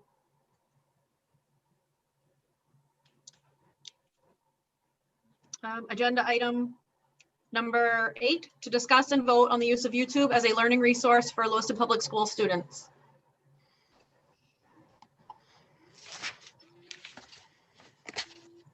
So at a prior meeting, we had a discussion about YouTube and the use of YouTube for educational purposes. And I had provided you with a memo of my thinking around that. And I did so again here. I still believe that the benefits outweigh the risk, but I want to say so publicly that YouTube has a lot of things that available on it that our students will be able to access if we approve this. And the real challenge is our technology department has said that they can filter to the best of their ability, and that's what we believe neighboring school districts are doing. But make no mistake, it is not foolproof. It is not a guarantee. Things will get through that filter. It's a filter. It's not a wall. It's not a container. It's a filter. There are some things that get through the filter now, and that does happen. Jake, yes. If I could interrupt you for a second, it looks like we lost Ron, and I don't know if we want to hold on a second and let him get back in, or if we want to keep moving without him. Yeah, I'm fine holding off a minute. Okay. I'm not sure what happened. I just noticed he disappeared. It looks like he got moved to as an attendee, maybe by mistake instead of the other Ron. Let me move him back in. Oh, okay. Megan. Yes. I don't think I'm not sure if it was on the, I don't think it's on the agenda, but we probably should have an approval of acceptance of the audit report. Oh, okay. It didn't say that on the agenda item. Yeah. So we need to go back to number 7 and make a motion? Is that what you're Yes. suggesting? Yeah, we Okay. should approve. Sorry. So move. Okay. Second. Thank you. Any further discussion? Ward 1. Can you repeat that? Yes. Thank you. Ward 2. Yes. 3. Yes. 4. Yes. 5. Yes. 6. Yes. 7. Yes. City Council? Yes. Yes. Motion to receive and adopt the report are 9-0. And who was the second? Was it Linnea? Yes. Oh, did you also second it, Ms. Ray? Sorry, I heard Linnea. Let her have it. Okay. Okay. And Paul, you have your hand raised. Is that intentional? Yeah, that was to comment on the YouTube issue, but I'd like Superintendent Langley to continue. All right, thank you. Sorry about all that. All right, so jumping back into YouTube. So we've heard from, I've communicated with colleagues and peers around the state, got strong or heavy input from the immediate area that As far as the Western Maine Superintendent's Group goes, got a response from almost every superintendent that they use YouTube in their district, and that their efforts are around filtering. They know it's not perfect, and that there are some things that are there that are concerning. Part of the presentation I have for you tonight, I want to share my screen and show a video that was created by one of our teachers that I believe you got in your email. I don't know if you had a chance to see it, but I wanted to share it publicly because I think it really helps tell a bit of a story about what it takes for teachers to do this work. So I'm going to jump to that if I may.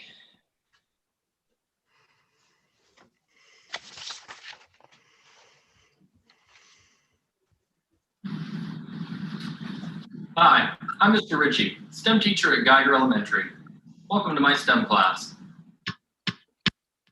Everyone hear okay?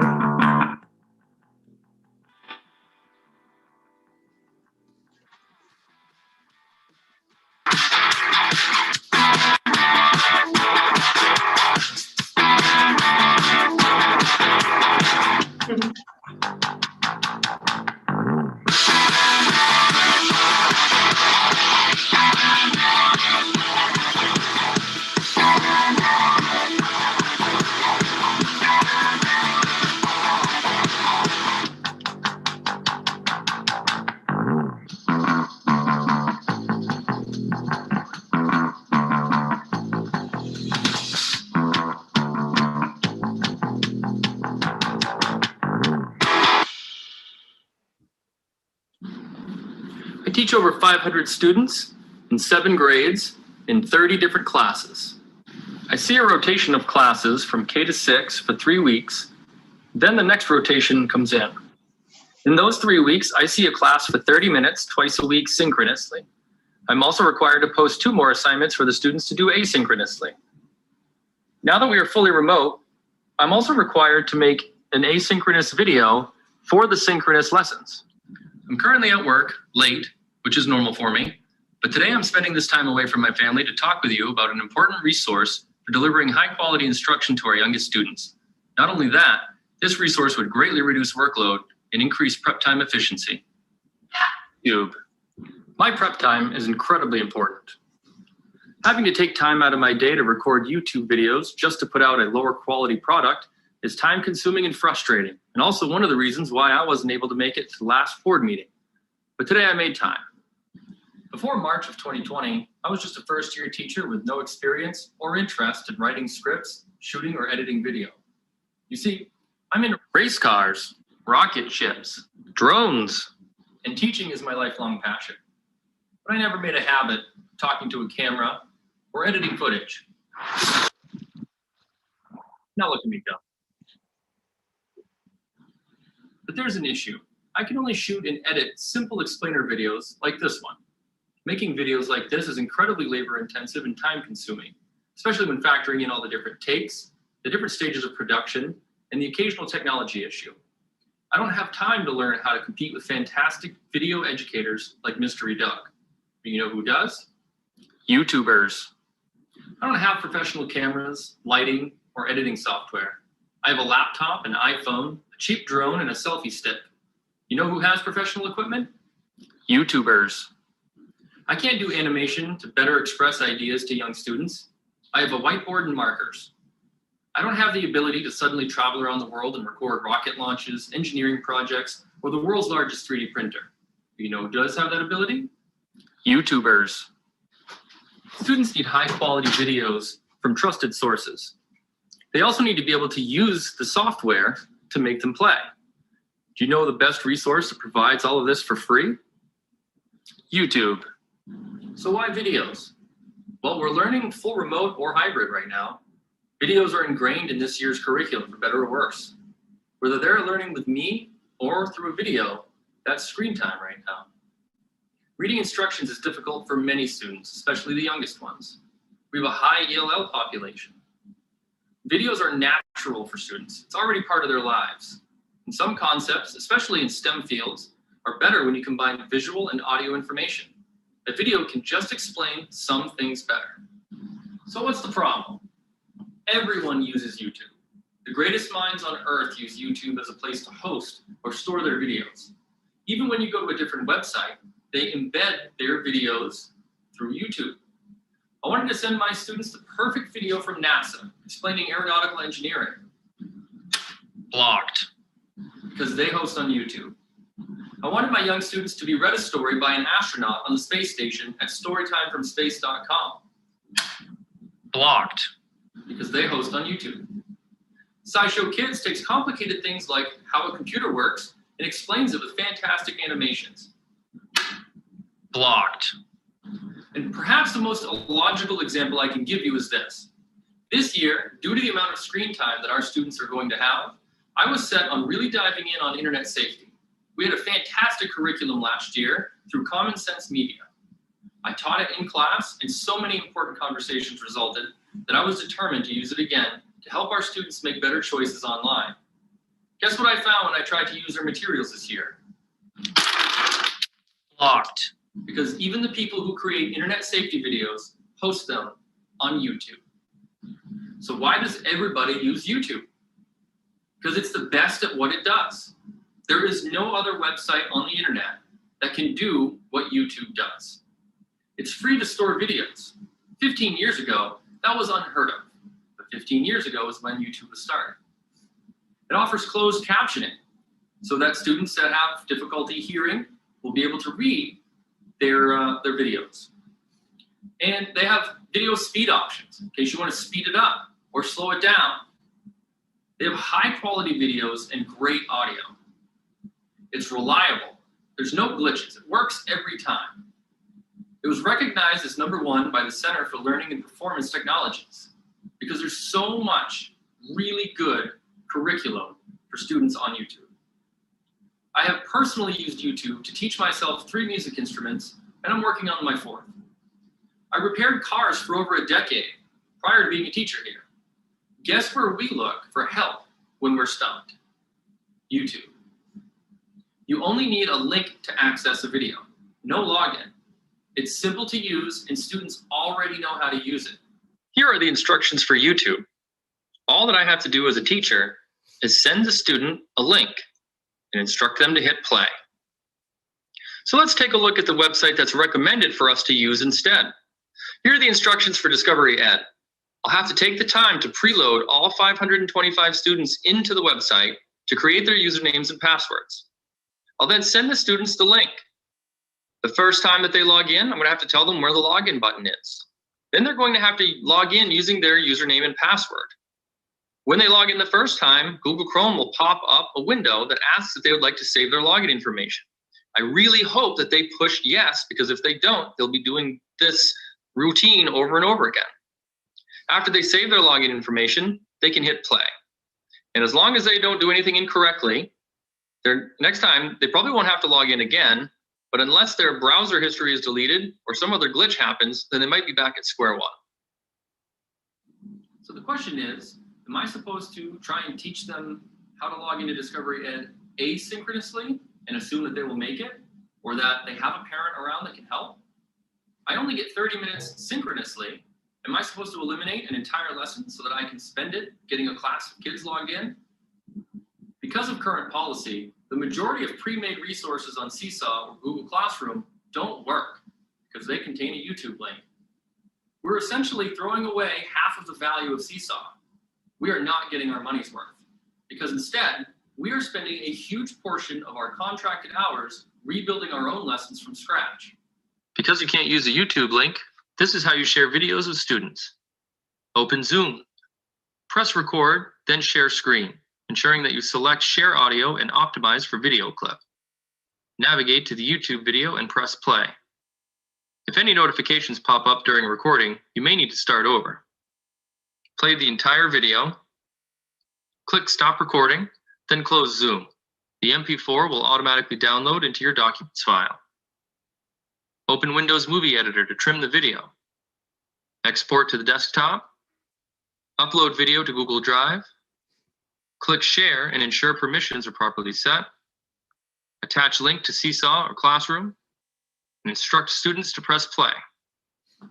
I understand that there are some risks, but when children learn how to walk or run, They always have the risk of falling, even with the best precautions. We teach teenagers how to drive. Even with the best precautions, they can still crash. We teach middle schoolers how to use Bunsen burners. What are we thinking? Even with the best precautions there is much room for error. Even with the best precautions on YouTube, there is a chance for danger. But I'm willing to bet that if you did an anonymous survey among the students, the majority already have access to YouTube on a device in their home. Kids don't watch Saturday morning cartoons or pop in a VHS tape to watch a movie. YouTube is their TV. YouTube is their movies. They have favorite YouTube stars and even come into school wearing t-shirts with their favorite YouTubers on them.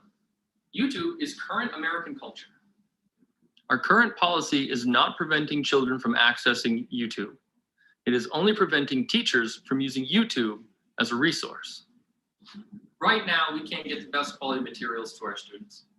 Please allow your educators to use the incredible resource that is YouTube. But if the decision is no, can you at least reach out to the students' parents and inform them that the decision is from you instead of us? That way, you can enjoy this look coming from the students as their lesson includes a lagging, glitching video. Thank you for your time.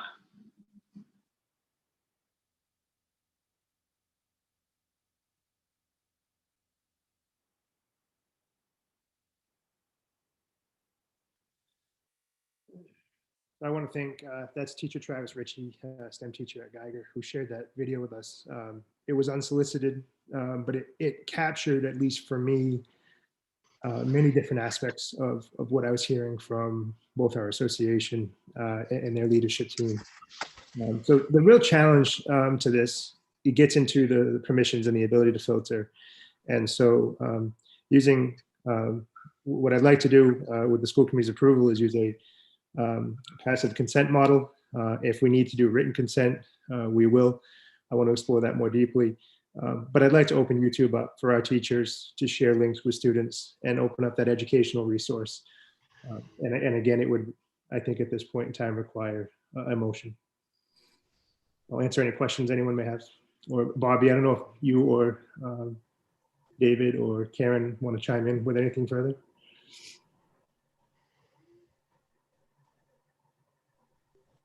Mr. Beauplan? Yeah, that was a very eloquent presentation by the STEM teacher at Geiger, and I don't know if I can add anything to it, but I spoke at the last meeting in favor of this, and as a classroom teacher at the secondary level, I can't imagine not using YouTube. Between a crunched curriculum and the need to reach out to students through technology, YouTube really seems to be a natural fit. I've been contacted by several Lewiston teachers and members of the community more on this issue than any other issue in the short time I've been on the board. And none of them have said vote against the availability of YouTube. So when you write me on this issue or ask my opinion, you're preaching to the choir. I am very strongly in favor of this and would urge my fellow committee members to advocate for it as well. Thank you. Thank you. Mr. Majerus-Collins? Yeah, I strongly agree with Member Beauplan. And I think that this is a long overdue change for all of the reasons that we just heard in the video. We need to move our district into the 21st century on this and make sure that our teachers and students have access to the best educational tools available. So with that in mind, I'll make a motion to approve the use of YouTube for students in Lewiston Public Schools. Second. Ms. Ray? I just wanted to speak to the fact that I was a bit on the fence about this when it came up the last time and was comfortable with the superintendent moving forward as needed, but I have heard from a lot of folks since then, and I keep hearkening back to the association asking us for more time to spend with their students, and this is going to allow for that. If they're not spending their time creating content and trying to circumvent with the Zoom recording, I think it's going to enrich students' lives. I realize there is an inherent risk, but I think this is being the most responsive to what our students and teachers need right now. Mr. Potvin? So I'll just briefly say what nobody wants to hear and everybody expects. That is, I'm completely secure with my constituency in opposing this. Everyone understood the issues that I made before. If we sat here tonight and raised any issue, and we talked about a threat to any student in the Lewiston School Department, we wouldn't leave tonight unless we addressed it. And we readily admit that there's a threat with this situation, and we can't provide 100% security behind it. Now, whichever way it wants to go, whatever, all I'm saying is one student's safety far outweighs 5,500 opportunities for learning. I'm sorry. That's a hardcore line I'm going to take, just because of the experience, professional experiences I've had in this life. I'm sorry, I'm just not on board. I have the support of my constituents. I know I'll be outvoted tonight, but this needs to be said, that when we open this box, everyone's basically asking, what's next? What's next? What's next? We're going to make it more convenient, more convenient, more convenient. But yet we're willing to all sit here and say, there's a risk. No, I won't go there. Totally oppose it. Done. Mr. Physick. I just feel like Lewis is now moving to the modern age, which should have been there like years ago. I'm a big supporter of it. My hardline stance is we can't police everything.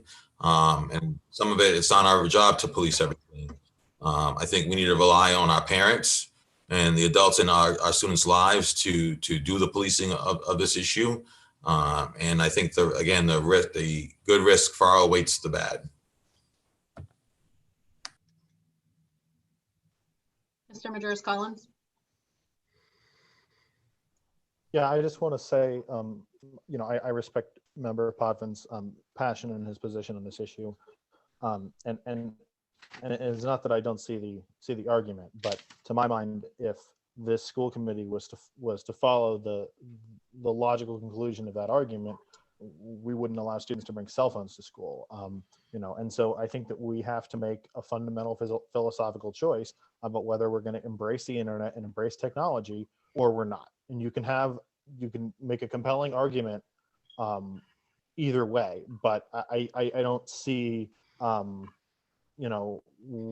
with respect the opening of the box, so to speak, it seems that we're long past that. And so now it's just a question of whether we want to provide teachers and students with access to an important learning tool, or if they're only going to see YouTube on their phones or their friends' phones for, potentially educational, but more likely not purposes.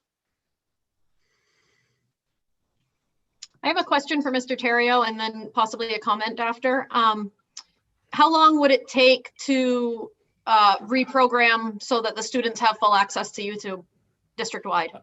Not long at all. If you make the decision this evening that YouTube be turned on for all students, we would go in. There are two basically Google domains that we have. One is pre-K to grade 8, and then the other is 9 through 12. And we just go in there and basically turn on YouTube for both of those domains, and it's active right then. Okay, Jake, how do we get consent for this? Because I know you said passive consent, but I would feel a lot more comfortable. I agree that it's a very beneficial platform for our students for learning, but I'm really uncomfortable without getting informed consent from our parents. Yeah, like I said, there's essentially two ways to do this. One is a passive consent process where we mark it, we share it, we put it out there to everyone that if you do not want your student to have access to YouTube, you need to let us know. And again, that has to be a deliberate, coordinated, pushing the message out effort, which we would do if that's the approach. And the alternative is a expressed written consent where a form would go home almost like a field trip. And parents would have to fill it out. And that document would come back to the school and be stored. there's different opinions on this out there. I did ask area superintendents how they go about it, and none of them, to my knowledge, again, I didn't get an answer from every single superintendent, but none of them, to my knowledge, required a written consent to use YouTube specifically. There's acceptable use policies that we have in place. For example, middle school students, when they get their laptops, and now as a district with being one-to-one, there's some passive consent processes in place. So we don't have people sign off on use of individual tools per se. So we don't have written consent for Google Classroom. We don't have it for Seesaw. We don't have it for Google as a web browser, and many other tools. And so I guess the question for the committee would be really around, do we want written consent for this tool differently than we want it for others? And I guess if this is approved tonight, my next step would be to make sure that I can verify that we're doing it the right way. So we could walk out of here thinking passive consent, and if the committee wishes to make it written consent, we would do that right away. But even if you approve a passive consent process right now, I want to vet that to make sure that that's the right direction, and I would come back to you with that answer. But I think the ultimate goal is, with approval, to move forward as quickly as we can. Yeah, I don't think delaying the student access and teacher access is the right choice. But I think that I know that it's difficult right now too, because it's not like students are in schools and you can just hand them a piece of paper and have them bring it home. That's complicated right now because of the environment that we're in. But I think I'll be okay with voting for it tonight, but I would like to revisit the discussion before the start of the next school year, and see if that can be a form that we send home at the start of the school year for parents. And but I would like as much information to be put out ahead of time right now before we go ahead with a passive consent. Thank you for answering those. Mr. Majerus-Collins. Yeah, I would just say that I think that doing anything other than passive consent raises serious equity questions. I think that any obstacles that require parents to get forms back to school inevitably result in less access for our most. And I think that parents who have a passionate opinion on YouTube in the negative can make that known to the district if we inform them, but that requiring parents to sign off is a recipe for disadvantaged students ending up without getting access to the tools. Go ahead, Jake. Just real quick, Dave, do you know, and I know this is something we talked about lightly, but if we got a notice from a parent that they do not want their child to have access to YouTube on their school-based computer, is that something that technology can do? Can they take that away, if you will? Yeah, we can. I mean, it's a little bit of work on on my team, but that's okay. We can do it. And basically, all we would do is we would go in and create a separate OU for those kids, which is basically an organizational unit. Think of it as a folder where those kids go in that folder, and that folder, those kids in that container or whatever only get certain permissions, and one of those permissions would not be YouTube. So yeah, it can be done. Thank you. Speaking on the subject of equity for our students and making it equitable, I think that we have a large population of parents in our community that don't necessarily receive a lot of communication from the school because of language barriers and illiteracy in English and a lot of factors. And I think not informing our parents that they have a right to choose this for their students is an equity issue also. I think all parents have the right to choose whether or not they want their students accessing this kind of platform. So I do think moving forward, it's important to work on a broader education of parents of what we're allowing their students access to. Yeah, I totally agree. All of this messaging will go out in all of our 7 most used languages. And we have numerous supports for people, including our hotline now, our helpline now, and our language facilitators and community partners. So no matter which way we go about this, it would go out in every language that we typically do. Perfect, thank you. Mr. Potvin? Yeah, I just listening to the conversation, it raises more questions than answers. I can tell you right now, there's going to be parents that are not going to be allowing this. So what do the classrooms look like at that point? When you have half this class that's not being allowed for whatever reasons parents have, and then you have the other half that are the teachers trying to teach them on YouTube. I think this is going to get very convoluted. And I want to go back to the point of, the horse is already out of the barn. What I'm looking at here, it's the same analogy as if there are 4 vehicles in a student's parking lot. And the school department has decided to buy this one vehicle for this student. So he's got a choice of 4, and he chooses to take the vehicle that the school department provided. And then there's an accident. Who's left holding this? And we can't sit here and say this is a secure situation. So, there's just so many myriads that I think is just at fault here. And I think the very practical piece of how's the classrooms going to work when half aren't doing something, half are.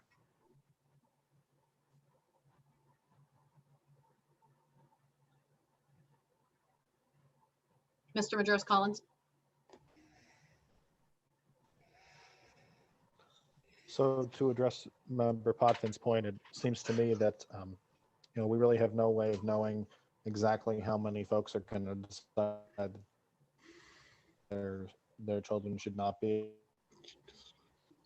But in the absolute worst case scenario, a sufficient number decide that the platform becomes not particularly useful for teachers, in which case we're in the exact same situation we are now. Is it possible that there will be a few classes with a critical mass of students who aren't able to use YouTube? Yes, but at the moment, there's 100% of classes with a critical mass of students that aren't able to use YouTube. So this is an opportunity to give teachers and students a tool. And if for some teachers or some students that tool is not able to be used, we're still helping more people than if we help no one. Mr. Beauplan. I'd just like to echo that. I think teachers are ingenious enough to be able to figure it out what they want to do. I certainly recognize Committeeman Potvin's concerns, but I join Mr. Kiernan that the good outweighs the bad. Thank you. Any other discussion? Just Not, we will vote. Oh, go ahead. Are there any comments from the public? I don't see any, no. I got multiple screens up because of notes, so I don't have that panel open. All right, Ward 1.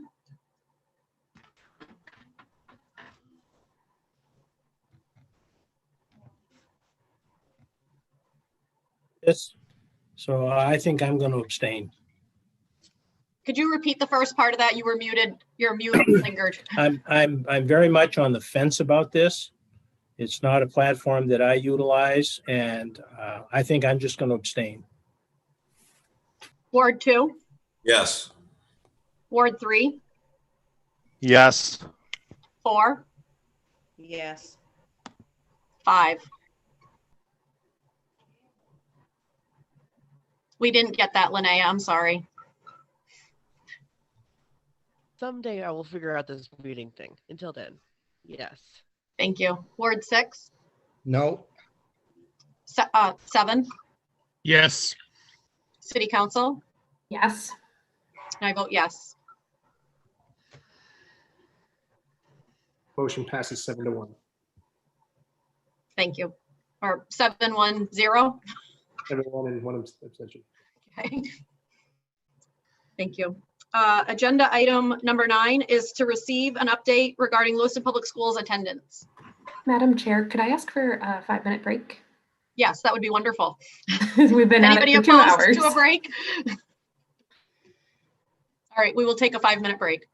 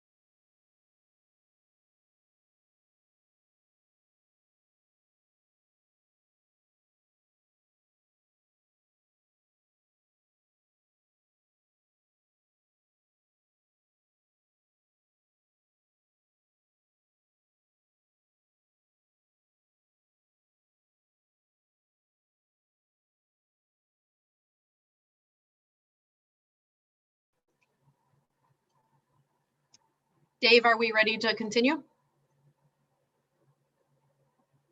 Yep, you're all set to go. All right, perfect, thank you. Agenda item number 9, to receive an update regarding Lewiston Public Schools attendance.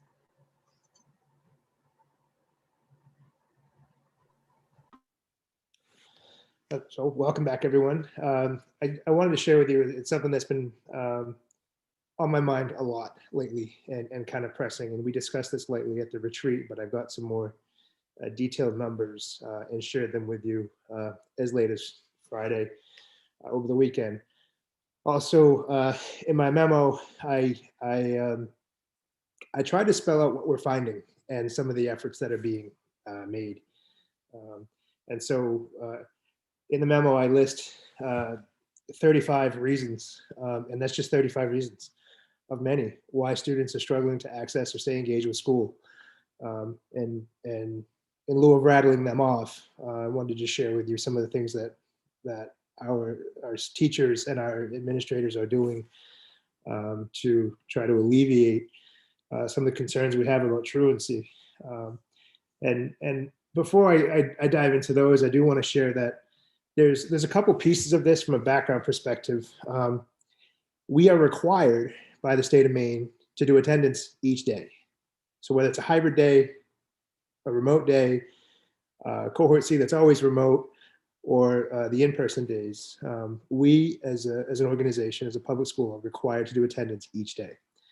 So what that looks like when you go to school is you go into school and you sit down in time, and our teachers go into Power School and they mark those who are absent. And they mark them as absent unexcused. And then our office staff make corrections as they get phone calls and communications from families when someone's not in school. So that's hard to do when you're teaching in person and you have a group of students who are on their hybrid day. And so some of this data could be skewed a bit. We've used different strategies to try to capture attendance. We've also modified some of those because we've learned as we've gone. One example is using our morning meetings or using a morning question. Those are ways for teachers to try to capture if a student was present or participating in their education or not. Some other measures that were tried were, turning in work. So if you turned something in, it was evidence of your attending school. But if your opportunity to do that work on your hybrid day was some kind of support at 7 o'clock at night, it wasn't registering kind of on time. One example I could share is I know my daughter has assignments from the middle school and they have to be done by a certain time, and that's on purpose so that one, they can maintain accountability and keep students moving along, but also when that work goes in by that certain time, teachers know if the student was engaging in their education or not. And so we've had to shift from that because of the many variables that exist in COVID and our hybrid models, different cohorts. And so it's a work in progress. So I want to start by saying we're over 1,000 students that are truant by definition. And there's processes behind that. But I also want to say that number is probably inflated because of our attendance capturing practices that are adaptive to the situation we're in. And we continue to adapt those.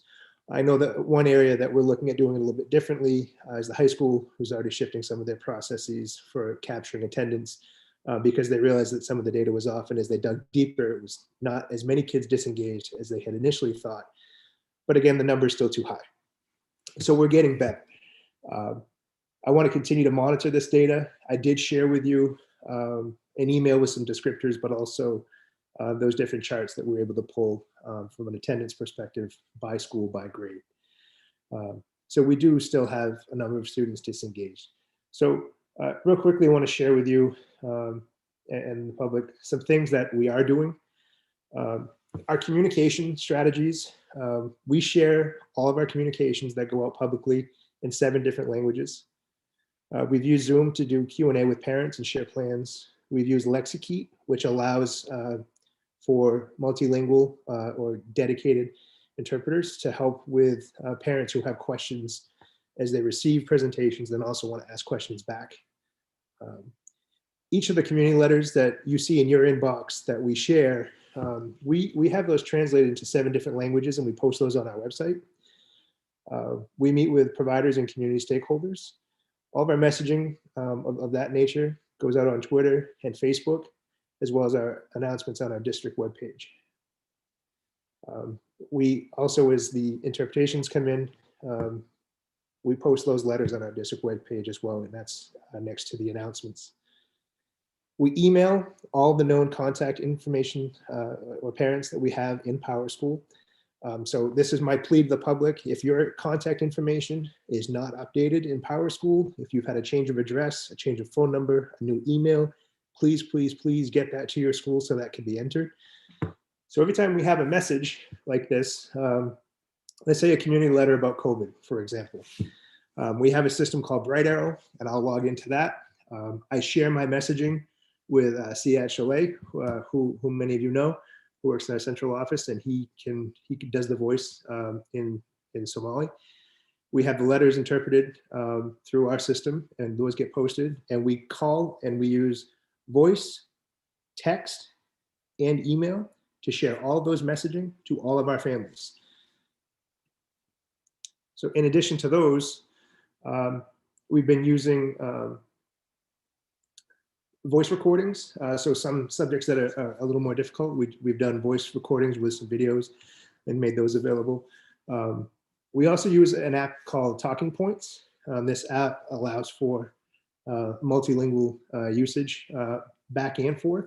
It's a great app, and our ELL office and other areas have worked to help parents with that communication. I do want to say out loud though, if you're a parent and you haven't been in that yet, and you hear this tonight or soon, and you decide to go log into the app, you may see a number of messages that are old. That's okay. It's really about how we continue to move forward. If you need any assistance with any of those tools, please reach out to your school. We can get you set up.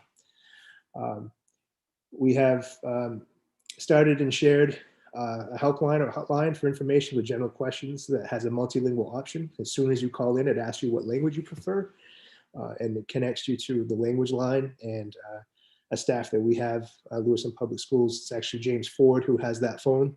So if people call and seek out information, he can help guide people to the right place to get the concern resolved. Schools also have teams that have tracked attendance with steps in place to call, email, make a home visit, and then send a letter. When we send letters at that point, after all those other steps, we send those certified mail. I know school staff have gone to homes to check on students, check in, drop off materials, gather any items, in many instances, oftentimes using their own vehicle, and also school department vehicles. Day programming is arranged with a number of our partners. That's growing, and with the most recent stimulus package, Karen and her team have done some coordinating to start the process of continuing those and growing that where we can, and there'll be more information coming out about that soon. We're also transitioning our webpage. This is happening behind the scenes. We're using a company called Lilt, and they are working with our site, which is operated by School Blocks.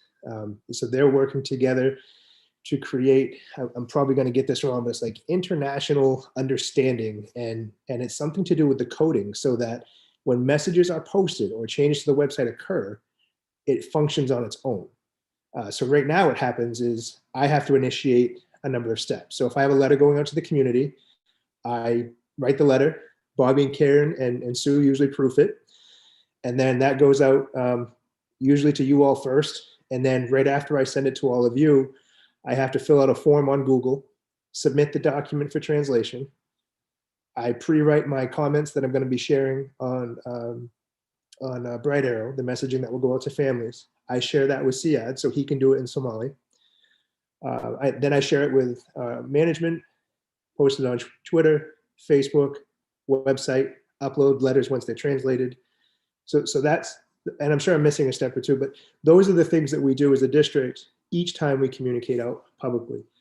So we're always looking for ways to grow. But if parents want the information, it's out there, it's available. And we can try to navigate everyone toward our website, which again, we are continuing to work with those two organizations. so that it communicates seamlessly so that people can see it in the language that they prefer. Things like Google Translate, what we've come to find, especially in the languages that some of our community utilizes at home, doesn't actually translate accurately. And so the messaging can be very tricky. So we as an organization, from my office, we will not use Google Translate as a recommended source for translating anything because the message is not decipherable in some of the languages that our families speak. So I wanted to just share that we have a number of steps in place and efforts that we're making. But in my summary, at the bottom of the letter, if you've had a chance to look through it, I shared a statement that I believe in and I'm passionate about, and I think you're going to hear more about as we continue our messaging over the next month or so.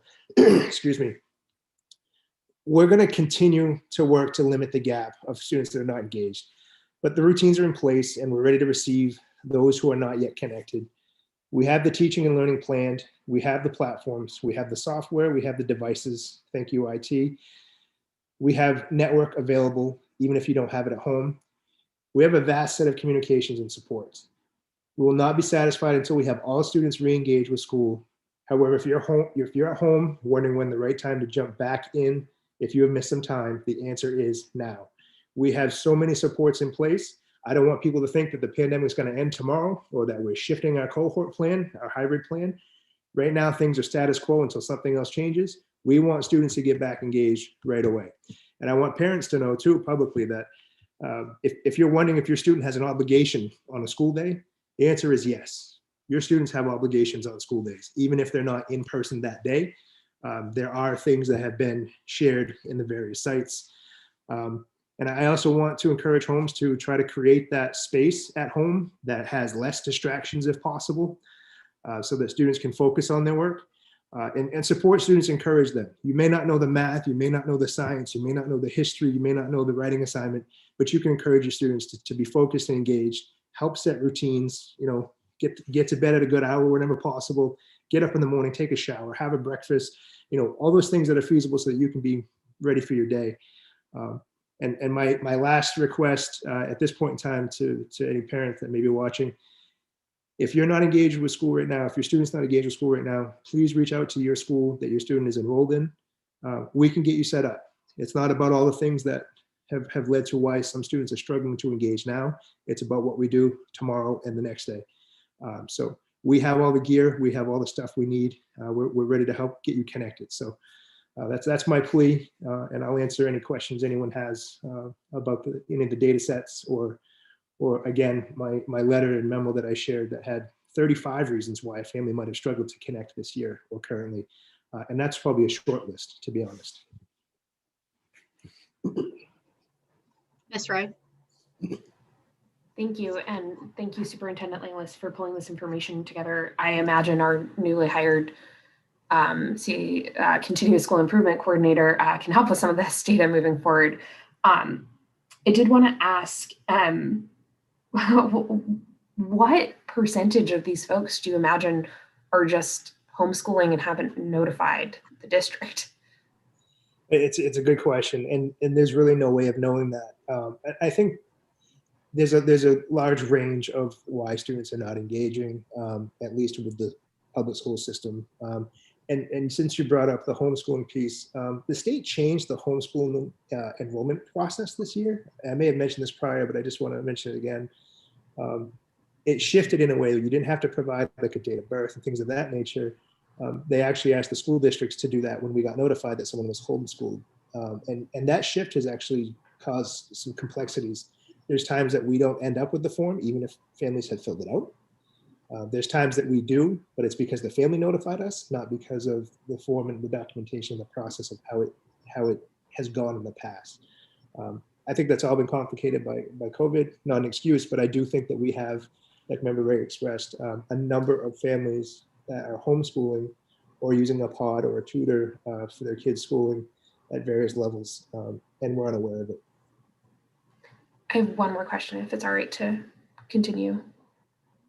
Great. Yes. So I think the other concern that this flags for me is, I know our school nurses are taking on extra work to call when students are out sick just to see if it's a COVID situation, what have you. how does this system work from the school level to the district level? Who is responsible? Who's taking on this extra work of following up with families and then getting this data over to the district, that sort of thing? So as it relates to COVID and the tracking, the schools are tracking their individual schools. And by schools, I mean nurses are taking on a big load, but also some of our front office staff. In between other tasks, they're also making calls to homes to see if they can get more information. And then that information is gathered. We do have a COVID response team that meets pretty regularly when new things come up, when other opportunities come up around things. And I stay in regular communication with Wendy Burgoyne, who's our kind of lead nurse, I guess, is a district. I always forget her actual, the name of that position that she holds. She's the nurse at the middle school, but also helps with coordinating some other things. But her and I would actually say 24/7 right now, 365. I can get a text from her any moment of any day. The nurses will sometimes funnel things through her and sometimes directly to me, and we all keep each other in the loop. So that information is gathered, it's held, and then it funnels up when it needs to. And as far as who's doing what pieces of the work, it's really a collaborative effort. So many people have just stepped up and said, hey, this is what we got to do. So we have a good sense of it. I would also say that I think that our team's doing a really good job notifying families.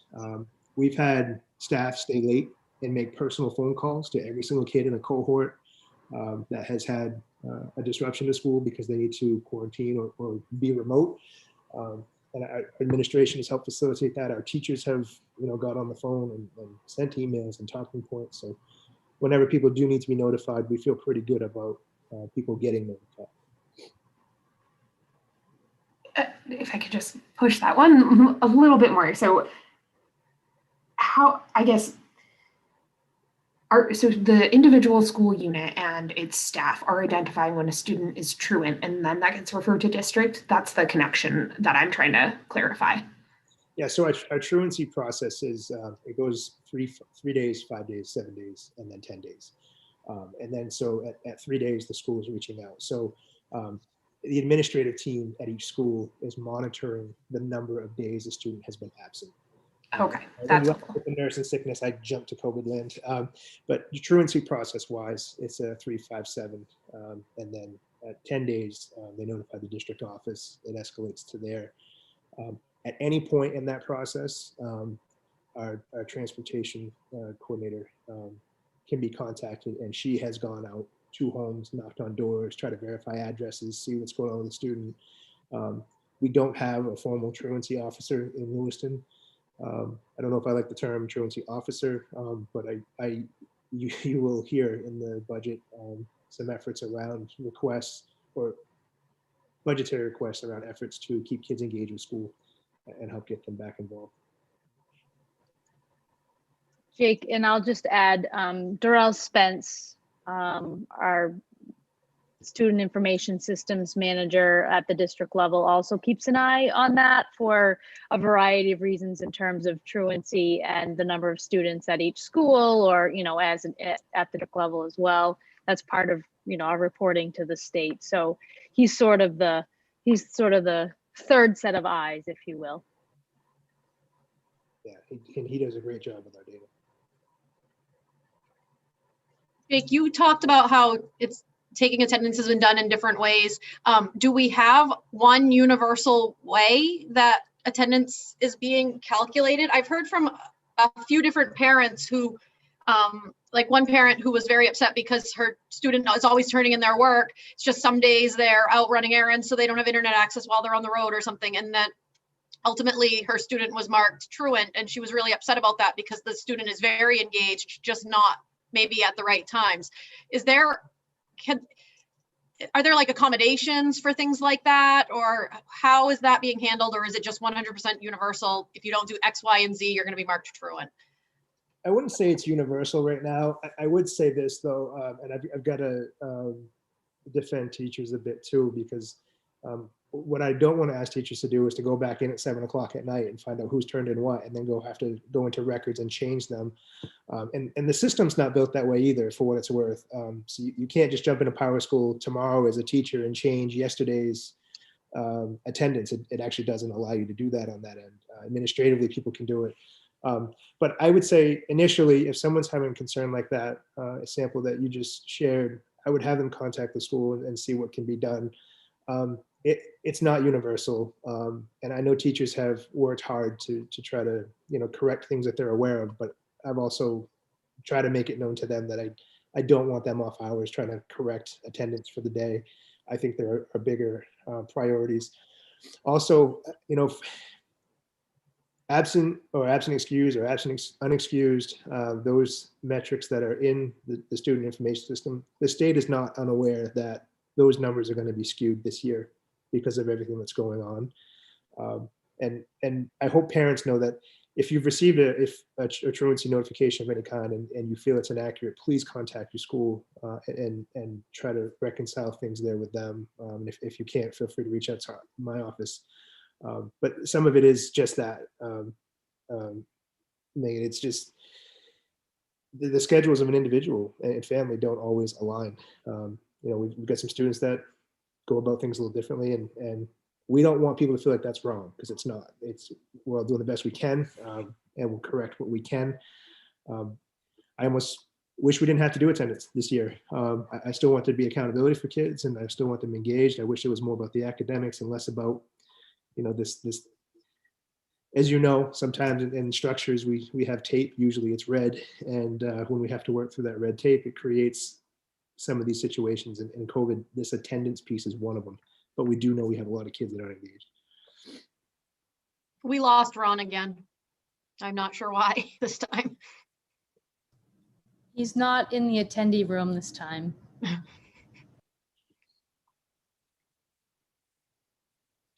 I think we can probably continue to move forward, and hopefully he'll jump back on. Were there any other comments or questions? Mr. Physick? Just a question. How do you think this is going to impact the next year later, where people we haven't seen in a year, I guess we can't let them get promoted. At least I hope not. And then we have a bunch of, we have a big school district, and then we have a bunch of big classes coming behind them. How do you think that's going to impact the next school year? So we've started those conversations at the district level. I've also invited the LEA to start thinking about that, and we're open to some ideas. It's not going to be a one-year fix. This much I believe is true. I'm really looking at how we coordinate at least a 3-year plan and start trying to figure out what that looks like. We can't, in my mind, we can't just hold kids to their grade because we have another 400 or so kids expected to move up to that next grade, and how that plays out.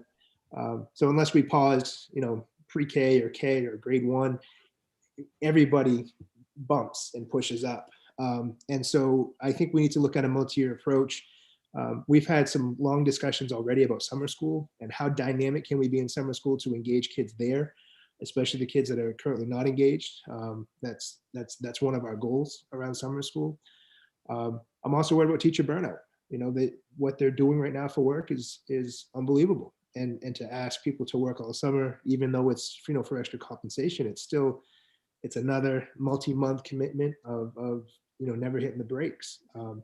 We've floated the idea of starting school early next year to try to take a couple weeks to build in some of those skills that maybe weren't acquired, so that kids are ready for that next grade, or at least more prepared for that next grade in the transition, instead of starting with a big gap. But right now the projections are saying that we may not be able to start school on time next year. We may still have some restrictions around timeframes. It really depends on vaccinations and rolling those out. While those seem to be ramped up, we got a long ways to go. And so that's why I'm looking at a multi-year approach. But questions have come up for certain around retention or having students stay back if we don't have evidence of their growth. Because at the end of the day, we don't want to send them along and have them be more lost. There's also a lot of arguments out there around retention and the social impact to students in a negative way, and that academically they'll find their way, but socially and emotionally it can actually be pretty damaging to hold a kid back. There's a lot of different opinions out there. We've never done, a pandemic like this before. I do think we need a 3-year plan to roll ourselves forward. And that Any other discussion? Sorry. Sorry, I delayed big time. I was just gonna say that work. Again, it's just rolling the ball, but we have started those conversations. They're in their infancy, but we have started those conversations. Any other discussion?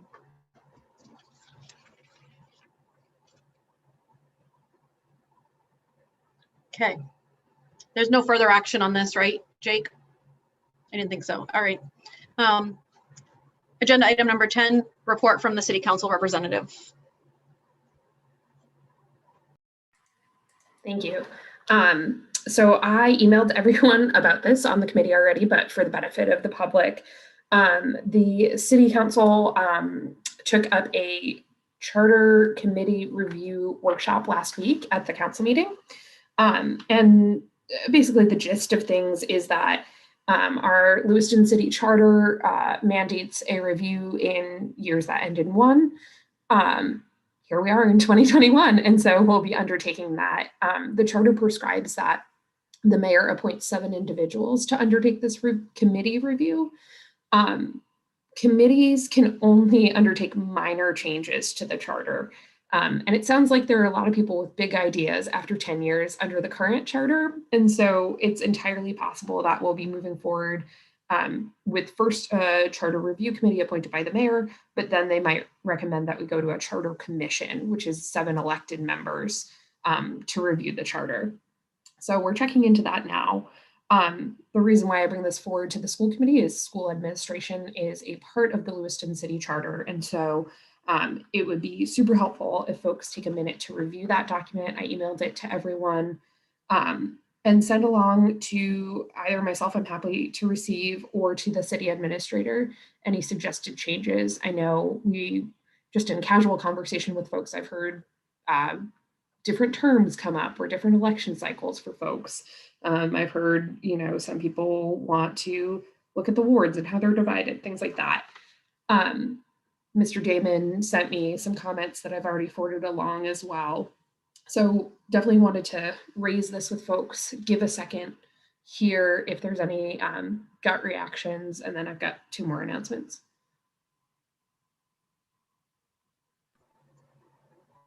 Mr. Majoris-Collins? I've already communicated this to Councilor Ray, but again, for the benefit of the public, I strongly encourage the city to pursue ranked choice voting for all municipal elections. At the moment, it wouldn't have impacted any of us here in the school committee, but it would have played a factor in the council race and the mayoral race last year. And as the state and indeed other states move in that direction, I hope that the city will do.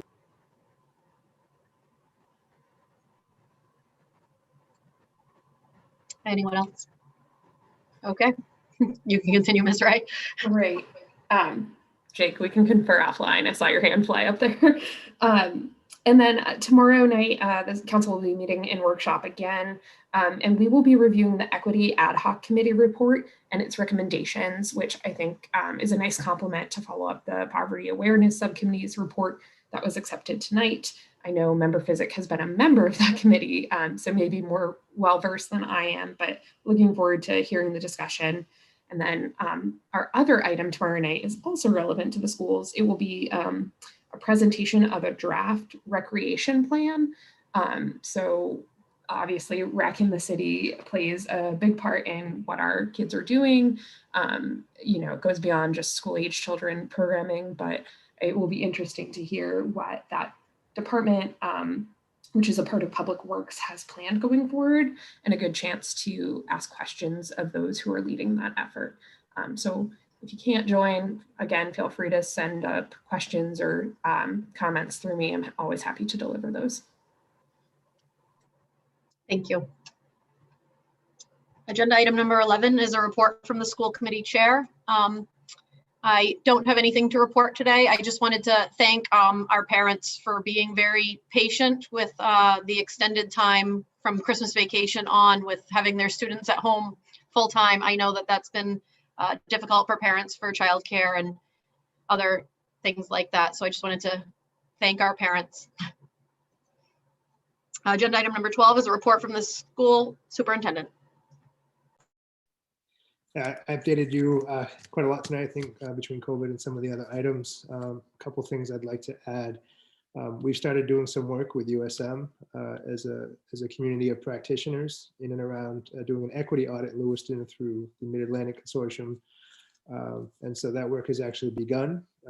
It was exciting to get that off the ground, working closely with Aisha and Karen on that effort.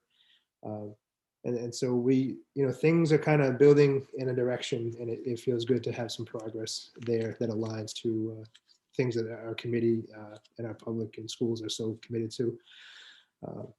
So I just wanted to share that real quick as an update, and that's it for now.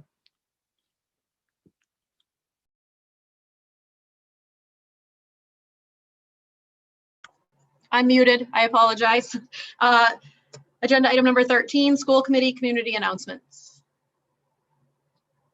Does anyone have any announcements to make?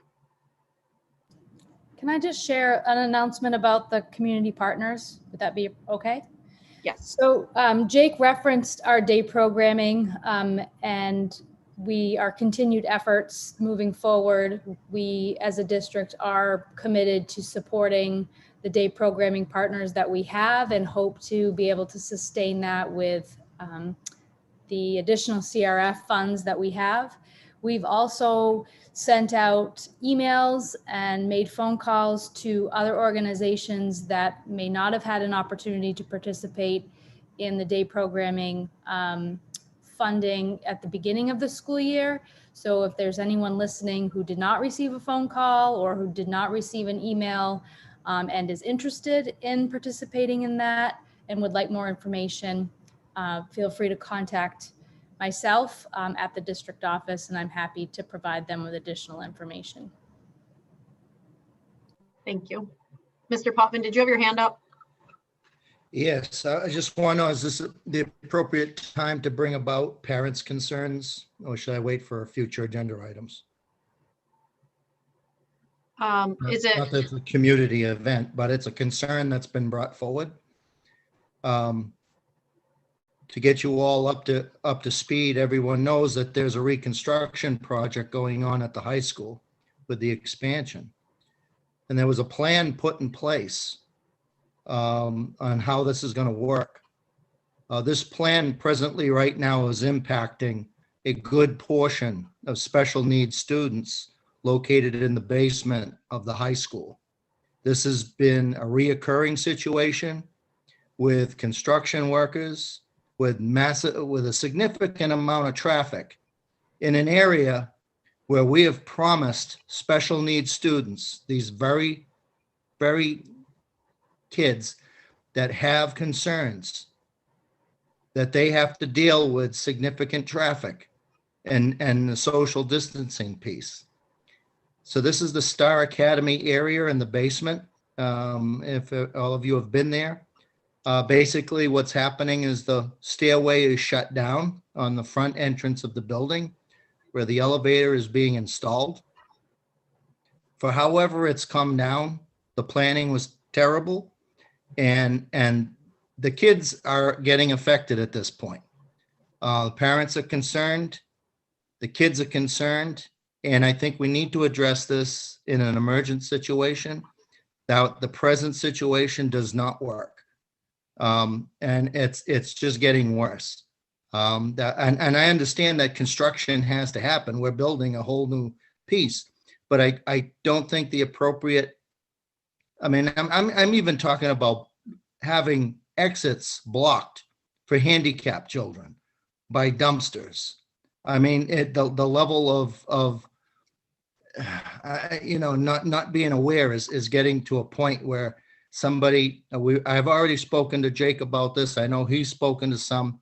However, I think at this point, I with the amount of the students involved, I would like some input from the school committee to address this issue before it gets even worse. Given, it's just a letdown. We promised these students if they were coming to school for in-person interaction that they'd be safe. And it's just, everything's happening down there. Are you asking that this should be a future agenda item where we have a discussion on the progress of that and how it's impacting our students?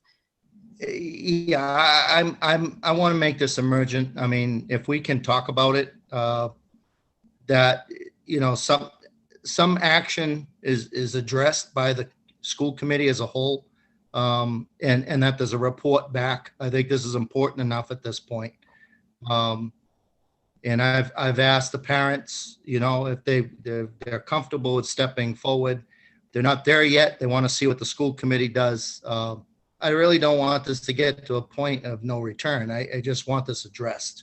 I think it's frustrating. We're between a rock and a hard place. And I guess do I want to say hold off and let's figure out a better situation for our special needs students down there? I mean, something just to have a discussion that I think is very pertinent. And Jake, I don't know if you can weigh in a little bit more about what's going on down. Yeah, I mean, if you're okay with it, Chair Parks, I can share a little bit of what I know, but we can also revisit it. Ron and I have been in conversation, I would say, probably 3 or 4 weeks now, in and out about some different scenarios. We are at a phase of construction where the main office, the nurse's office, 2 classrooms upstairs, access to another office upstairs, access to the library, and on the very ground floor, that stairwell and 2 classrooms have some pretty significant disruption because we're building an elevator shaft, and that's the phase we're at in construction. Prior to COVID, this would have been mitigated in a very similar way, and because of COVID, it's become more complex. Now, I don't know about the dumpsters blocking an exit. I want to know more about that. Maybe, Ron, I can talk to you offline about that, or you can share more detail. I know there were some dumpsters put in an entryway area during one of the remote weeks. I don't know that they're there while students are there in session, but if they are, I can get that mitigated. But that stairwell, because of construction, and the classrooms upstairs. So if you can imagine when you walk in what used to be the front doors of Lewiston High School, everything right there, upstairs, that current area where the adult ed office used to be, the main office, and below it is all disrupted right now because of construction. That's where the wing is connecting to the building. They're about to do, they're getting close to some steel work. And that elevator shaft is to go in also has to have its spots where it dumps into the existing building, and that's what's causing the disruption of those spaces. And so it is a real fact in this phase of construction that those areas are disrupted. I know the administration has worked there to mitigate things as best they can. There is some traffic. We do have a dedicated processes in place so that we're vetting the folks that are in and out of the building, but it's impossible to vet the COVID situation. So the dumpsters I can check on, we can make sure that's mitigated. And I thought there was one there, but I thought it had been moved, but I can check on that. And as far as other concerns with staff being in there, there's wires being run, there's masons, there's all kinds of things in it. We seal off those areas so that kids aren't exposed to construction and dust and things of that nature, as far as how this works with construction projects at schools all around the state and country. But I can also appreciate the concerns. I don't know if other people want to chime in. I know, Bruce, this is a field where you live and work, working on active sites that have students involved. Yeah, just as a point of reference, we did have an expansion committee tour of the high school a couple of weeks ago. And one of those areas that we're talking about, there also had to be asbestos mitigation. So it's, you cannot, you find stuff when you start to build that you don't necessarily know about. And when you come across it, then you have to take extraordinary measures to make sure that everybody's protected. So I think a lot of that was done while kids were remote, but there's a significant amount of disruption there. Although I was very impressed with the new main office complex in the old multi-purpose room. They turned that into a Dilbertville of sorts almost overnight. I would say that in general, considering the fact that we've got half the number of kids in the building we typically would, it's probably about as good as you're going to get. Blocking exits is one thing that obviously needs to be addressed, but as far as how the construction looked, I thought it was coming along pretty well in general. And I do want to add that stairway being blocked, that went through fire and safety protocol. City Fire came through, Paul Willett came through. We talked about our numbers of kids, our signage, our mitigation, not mitigation, our evacuation procedures and plans, not having access to that stairway. That's all been approved and signed off on before the construction took place in those spaces. Thank you, Jake. I think it would be great if you could follow up on some of these concerns and send out an email letting us know if what's what, and then we could potentially put it on a future agenda if it needs further discussion. Sure can. Thank you. Agenda item number 14, future agenda items. Mr. Majoris Collins. At some point, and this is not one that has to be done, overnight, but sometime in the spring, early summer, I'd like to have a conversation about the LHS scheduling that we saw this year and the potential benefits of that, and potentially hear from some parents about whether there are aspects of that that should continue forward post-pandemic.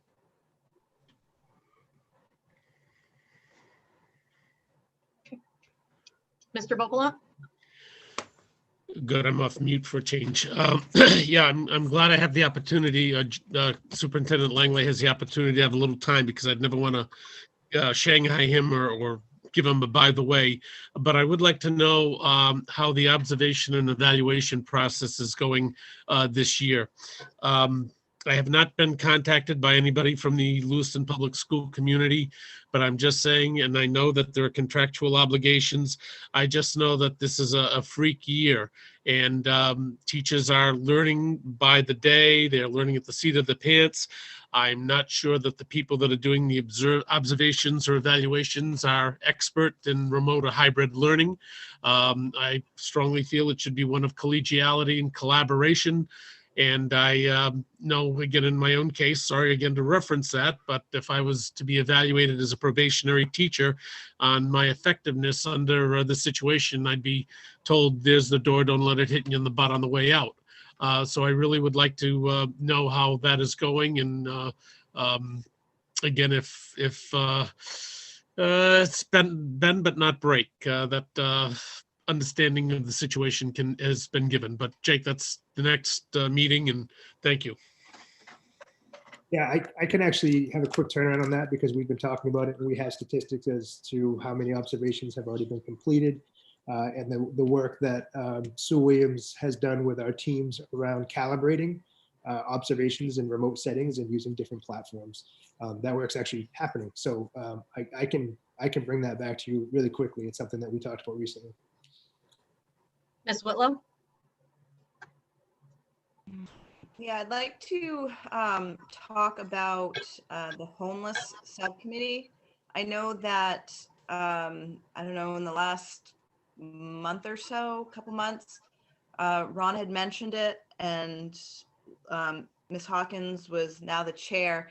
I'm just curious if we can have a conversation around when we voted on that, or did we vote on that? Is that something the past superintendent put together? I'm just aware of where we're at with that, and did we approve that? I just wasn't sure.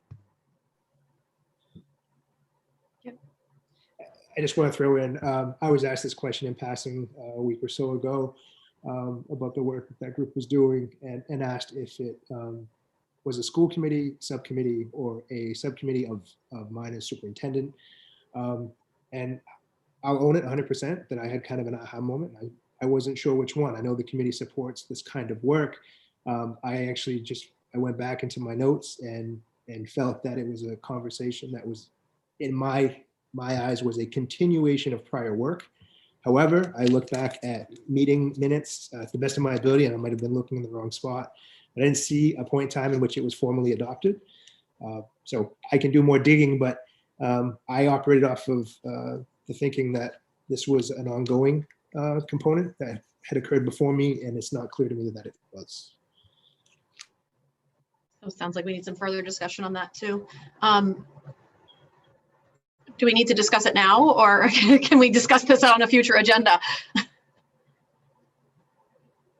I can get it on the next agenda if that's yeah, we can talk about that. Okay.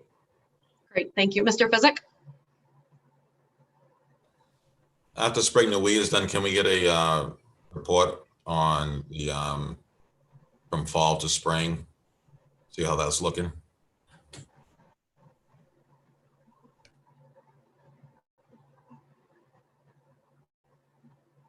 Okay. Any other future agenda items? All right, agenda item number 15, to discuss and vote on electing the school committee chair for 2021. Jake, will you be taking the lead on this? Yes, I sure can. At our retreat, from just a light history, it is the purview of the school committee to revisit this annually. And at the retreat that happened just after the new year, there was an open discussion, public session that invited nominations for chair of the Lewiston School Committee. And there was good discussion, great questions and topics that were brought up. And the two people that we have nominated before us today for this process are sitting chair Megan Parks, and another nominee is member Ray, who was nominated. And we had good discussion. That meeting was recorded and posted if anybody's interested. And the next step that we need to take procedurally is to obviously offer up an opportunity for input from community and members, and go through a process in which we have to hold votes to see if current chair Parks remains, or if member Ray is voted in as chair.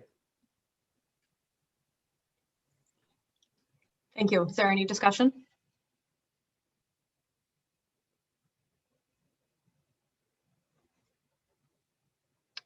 Mr. Majerus-Collins.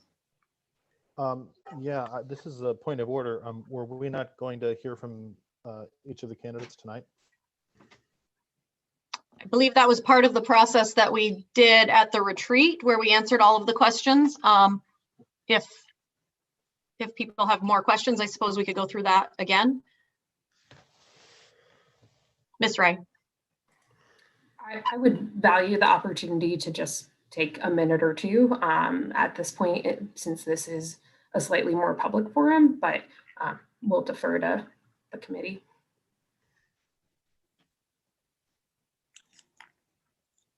Yeah, I think by process that anyone could share what they wish or ask questions if they'd like.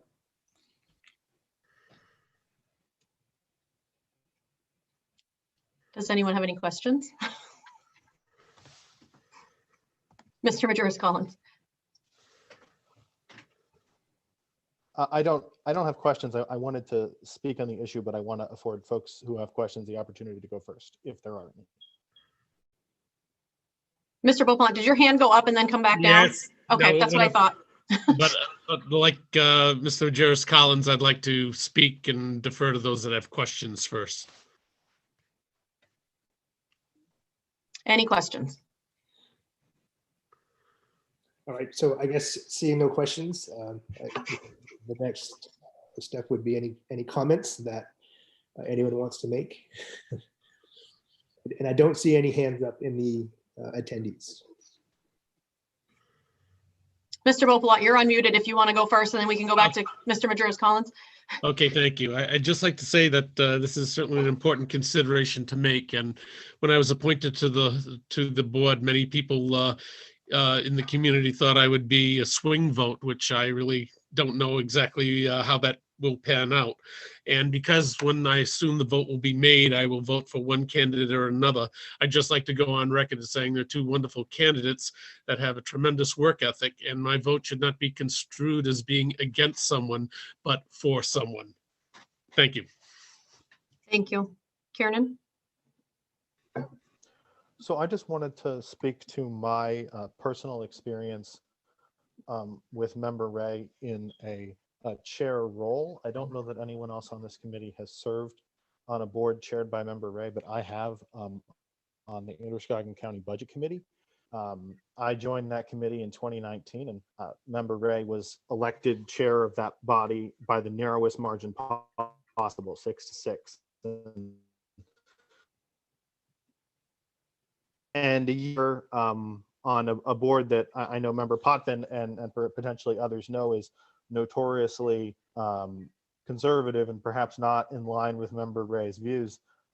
They unanimously reelected her, and that's a function of the fact that Member Ray has a administrative, legal, and parliamentary mind. She treats members of the board with respect. She is on time to meetings, all the things that you want a good chair to do. And I think that our district would be well served by her leadership. Thank you. Any other comments?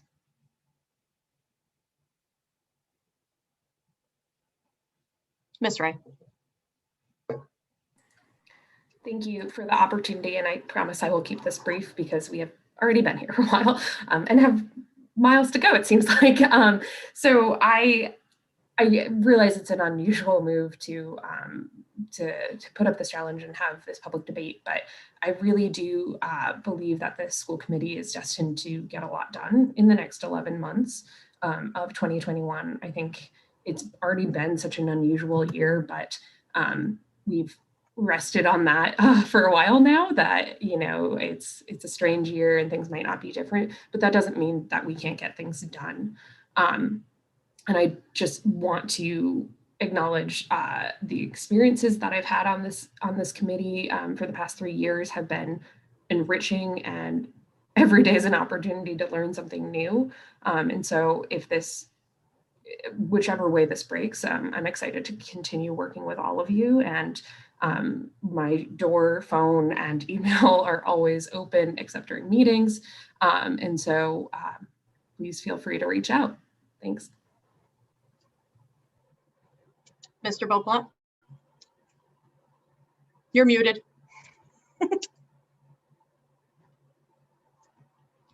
No, I lowered my hand, and I promise I'll get the hang of this technology sooner or later. Thank you. Okay. Any other comments? I would just like to say that it's been a pleasure and a privilege to serve as chair for the last 5.5, 6 months.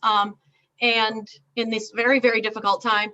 And if the committee chooses for me to continue as chair, I'll continue to prioritize what's best for our students, our teachers, our district, and our parents, as I've done for the last 5.5 months. All right. There's nothing else. So, seeing nothing else, I guess. Thank you, Jake. In an effort to try to facilitate, because this is the chair nomination vote. My recommendation, and I'm open to input, would be that we first do a roll call vote to have the current chair remain, or vote that down, and then vote for Member Ray, who's also been nominated. But I'm open to input if someone has another thought. Or is this a vote where we say who votes for one and then who votes for the other? Ms. Ray. Just in terms of parliamentary procedure and trying not to butt in too much, I think the prescribed way that Robert's rules would have us do it is to go down as is traditionally called by the chair, wards 1 through 7, council at large, and name one candidate or the other, since there are 9 members. But I can dig into the rule book if folks want me to do that. That works for me, unless there's an objection. Does anyone have an objection to that? I see both Kieran and Ron raising their hands. I don't know if they have something else to say or if they have an objection to that. I don't have an objection to the way that Member Ray described it. Okay, Mr. My Pop. only comment is I'm not hearing anybody. People are talking really, really low. If I could ask people to speak up when they're going through this. Thank you, Ron. Did you want to reiterate that, Jake, what Alicia suggested?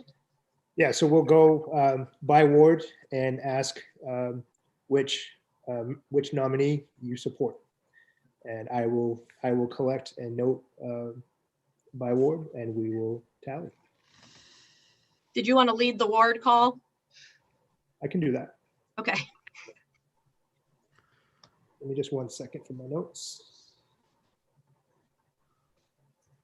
Paul, I'm going to put your hand down for you since I've just learned how to do that.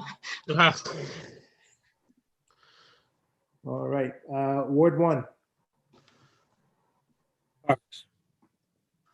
Ward 2. Parks. Ward 3. Alicia Ray. Ward 4. Megan Parks. Ward 5. Alicia Ray. Ward 6. Megan Parks. Ward 7. Megan Parks. City Council. Alicia Ray. And at large. Myself, Miss Megan Parks.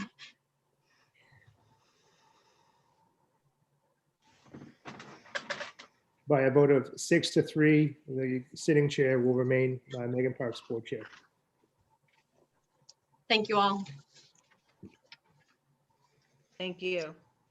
I know it's not on the agenda, but I don't know if it needs to be on the agenda for me to nominate my vice chair and parliamentarian.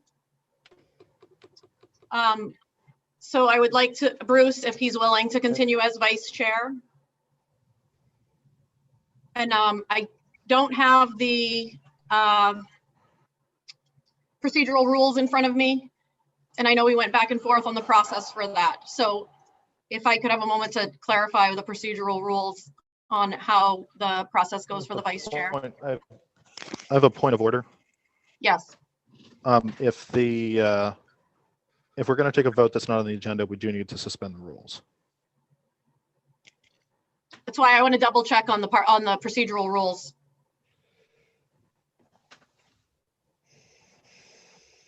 Chair Parks, who are you asking to check on that? I'm checking on it myself, but if you somebody are. can find Okay, it quicker, that would be great. So the procedural rules has both options in there still. I believe I flagged that when we voted on it, and we kept both options. So choose your own adventure, Chair Parks. So I can nominate Bruce to continue as vice chair and without it requiring a vote.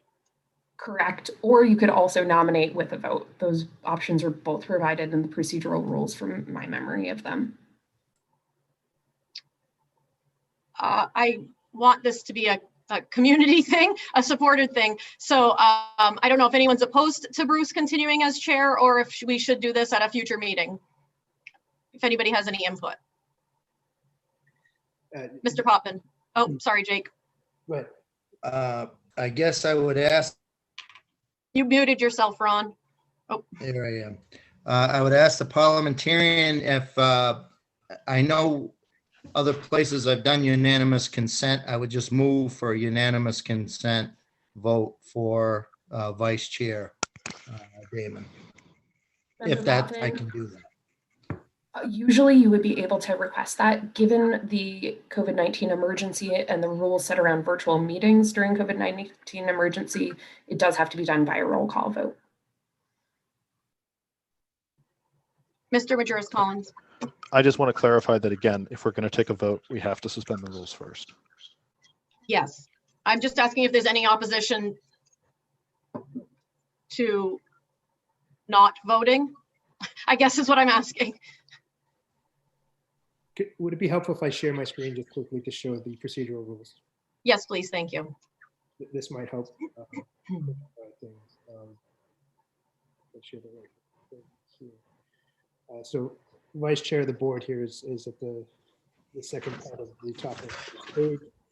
Option 1 is at the completion of the election of the board chair, a vice chair is selected by the chair. Option 2, upon the completion of the election of the board chair, a vice chair is nominated by the chair. There is a subsequent vote for appointment of the vice chair by the board, needing 5 votes to confirm. That's really not clarifying for me. So, Mr. Majoris Collins, yes. Yeah. So I as I recall in the conversation around the writing of these procedural rules, I advocated then, and I continue to advocate, that the chair ought to be able to select their vice chair and have that be the person that they want to be working with. You know, to that end, I would encourage the chair to utilize option 1 to make her selection and to have us move on. Thank you for that. I think I was one of the people that advocated for having a board vote for vice chair. So now that I am asking for something different in this moment, I just want to make sure that that is supported by the committee and not just me saying what goes. And I would add, just procedurally, if you want to nominate Bruce and there's no objection, you could someone could make a motion to suspend the rules and vote. And then you would cover both pieces of the procedural rules. That sounds like a wonderful idea. I would like to nominate Bruce as vice chair. And if anyone is opposed to it, then we could suspend the rules and go to vote. Mr. Majoris Collins. Yeah, I want to indicate here that either this needs to be a selection or this needs to be a vote. But we can't make a vote contingent upon someone raising an objection. And again, I would encourage the chair to just make the selection and move on. Okay, I would like to nominate Bruce as to continue as vice chair. Mr. Potvin. Make a motion to suspend the rules for a vote. Is there a second? Second. Any discussion? Ward 1.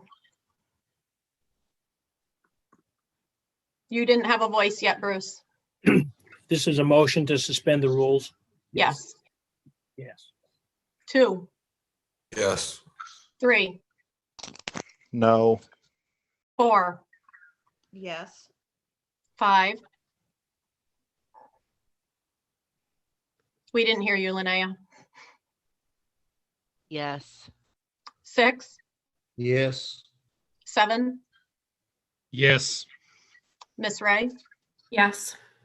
And yes. Motion to suspend the rules to vote on vice chair is passed 8-1. Do we have to have a motion for the vice chair, or do we now just vote on the vice chair? I'd welcome discussion if it's warranted, and then vote. Okay. Any further discussion? Seeing none. Ward 1. Yes. 2. Yes. 3. No. 4. Yes. 5. Yes. 6. Yes. 7. Yes. City Council. Yes. Yes. Motion to pass Bruce Damon as vice chair passes 8-1. Thank you. I would also like to appoint representative from just Ward 4, Ms. Whitlow, as the parliamentarian. And my understanding is that does not require a vote.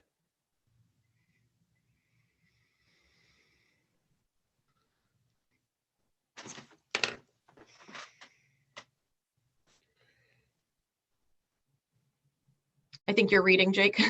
I'm just watching your face. Oh, I just referred to it real quickly.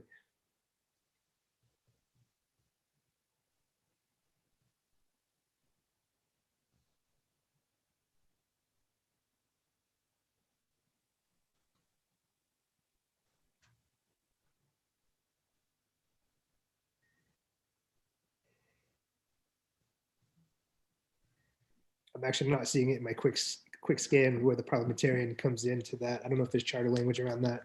But There was, at one point it was in the procedural rules. I don't remember taking it out. Let's scan again real quick. Where I do see parliamentarian is if others are not available to chair the meeting. Let me look real quick.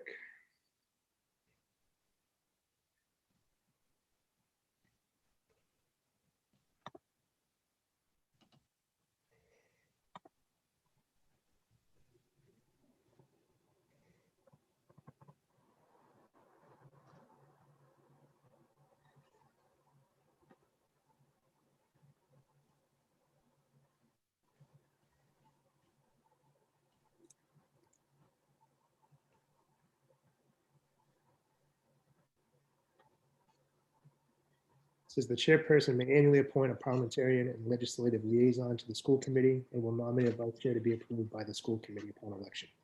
Number 12. Okay. So yes, you can nominate, doesn't require a vote according to the procedural rules. All right, thank you. Mr. Majerus Collins? I have to say, I feel like this appointment is an inauspicious start to your new term, Chair Parks. We have an eminently qualified parliamentarian who served up until now, who has been a steady and reliable hand for a number of chairs and a number of superintendents. This looks like nothing more than political retribution, and I'm disgusted, frankly. Thank you for sharing your opinion. I think that I know that Ms. Whitlow has been studying the book quite vigorously recently, and I think that it's a great opportunity for somebody to step into a role that they haven't experienced previously. Mr. Beauplan? To a degree, I share Mr. Majerus Collins' sentiment. I think Ms. Parks has done a wonderful job on that. I'm wondering why we need to change horses in the middle of a stream. She is very qualified. She's had the instant answers. I found nothing at fault with her her work, and I would like to see her continue in that position. Thank you. Mr. Potvin? I echo those same sentiments. Alicia's been right, spot on. I think it's pertinent that she's been doing it for a bit now, and I'm very comfortable with it. And I'll echo the last two statements. Why change now? We're making a point of not changing the chair or the vice chair. Why change the parliamentarian? So I am in agreement with Mr. Beauplan and Mr. Majerus Collins. Ms. Hawkins? I'm going to try very hard not to say what I want to say right now. I agree with those that have spoken before me. And I'm done. I have nothing else to say right now. Mr. Physick? I would agree with some of the sentiments that people said. I think Ms. Ray has done a more than adequate job of doing the parliamentarian job. I understand your point of view of trying to have someone do something they haven't. I just think she's done a good job thus far. So I would echo the sentiments that she should stay the parliamentarian. Mr. Majerus Collins? I'd like to make a motion to suspend the rules to consider the procedural rules to address this particular issue. Second. Any discussion? Ms. Ray? Member Majerus Collins, could you clarify this issue? Sure. If my suspension of the rules passes, I intend to offer an amendment to the procedural rules that takes the parliamentarian appointment power out of the hands of the chair and gives it to the board. May I ask a follow-up? Yes. Go for it. Now I need to look at something, but is that a simple majority vote? Yes. Thank you. The vote to suspend the rules is a 2/3 vote. A 2/3 vote for suspending the rules. I was asking about the motion. Oh, okay. Any further discussion? Mr. Potvin? So I just want to say it, can we make life simple? And I think you see the direction of your board. Can we ask respectfully for you to reconsider who the parliamentarian is to avoid all the voting business and the suspending the rules and all that? Can we just move on? So I'm not, I know that it's implied that I'm trying to do some kind of a political something. I'm not a political person and I don't do political things. I know that Miss Whitlow had expressed an interest in being a parliamentarian several months ago. And at the time when I came on midterm as the chair, when Miss Roy left, I chose at that time to not make any changes because it was the midterm. But it's something that Miss Whitlow has been expressing interest in for a long time. And so it seems like now is the opportune time to give her the opportunity to try this out. I know that she's put a lot of work into learning the parliamentarian rules. Member Potvin, that sounds like a no. Miss Ray? While we're on this topic of discussion, I will just let folks know that I did not know I would not be reappointed to the parliamentarian role, nor have any inquiries come to me about rulings or the like. So news to me as well, if that's helpful.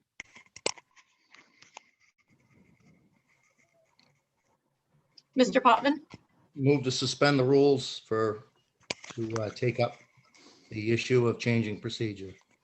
He already made that motion. Second. So there's a motion, it's been seconded. I do see a public comment as well.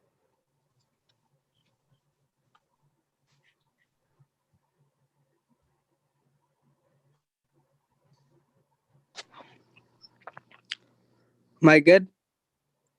Yes. Yeah, I do see that. I think Alicia Ray would be good for this. I don't know how to put this, but I see somebody that seeks more power and has more pride than they should. And I don't think that person should be making the ultimate decision. Thank you. Any other discussion on the committee? Ms. Whitlow? Yeah, it's really not that big of a deal for me to take on this role. If the board wants Alicia, then that is fine with me. But I also want to respect the chair and her decision. So, and if Alicia was in the chair position, she has that right to appoint who she wants as well. So that's just my 2 cents on that. So we have a motion to suspend the rules and a second. Any further discussion? Oh, Paul, your hand was up again, but it's not. Thank you. No, it's for real. The same reason for my vote for the committee chair is the same reason for my concern that Ms. Ray should continue in that position. She's done a wonderful job and a thankless job. I've seen nothing that should cause her to be removed from the position, and she has my complete confidence as a parliamentarian. Thank you. I will defer to the committee because that's what I was trying to get out of the conversation about vice chair as well, was input from the committee. I'm not looking to make a decision without input from anyone. I was looking to give an opportunity to somebody who hasn't had an opportunity previously. So it wasn't retaliation or whatever Mr. Majerus Collins, however he worded it, it was nothing more than trying to give somebody else a new opportunity that they haven't had when they've been on the board for over 4 years and haven't had an opportunity to step in any kind of a role outside of their normal role.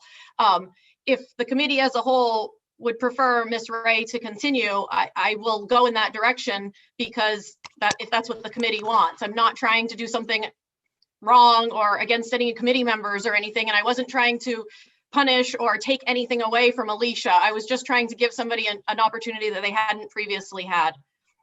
Chair Parks, could we move to the vote? Yes, we can. Ward 1. And this is a vote to suspend the rules. What I'm trying to say is I don't know if it's necessary for us to suspend the rules to go into all of this. What I'm saying is if the majority of the committee would like Ms. Ray to... The motion on the floor is to suspend the rules. Is that correct? Right. Yes. No. No. Ward 2. Yes. Ward 3. Yes. Ward 4. No. Ward 5. Yes. Ward 6. Yes. Ward 7. We didn't hear you, Paul, sorry. Yes. Ms. Ray? Yes. Yes. Mr. Physick? So, and quote me if I'm wrong. It sounds like most of us want Miss Ray as the parliamentarian. So I don't know how we get out of this place we're in. It sounds like we're already there. So let's just call Miss Ray the parliamentarian and just move on with our order of the day. Member Physick. Mr. Majerus Collins? So having suspended the rules to entertain a change to the procedural rules, I would like to make a motion, and without objection, it'll have 2 parts. The first part is to change the procedural rules to require school committee confirmation of parliamentarian nominees. And the second part, with the chair's acknowledgement, of course, is to appoint Alicia Ray as the parliamentarian for the school committee for this year. Is there a second? Second. Second. Did you get that, Jake? They both seconded. I'm on it. Give me just a second, though. It's a little reaction time.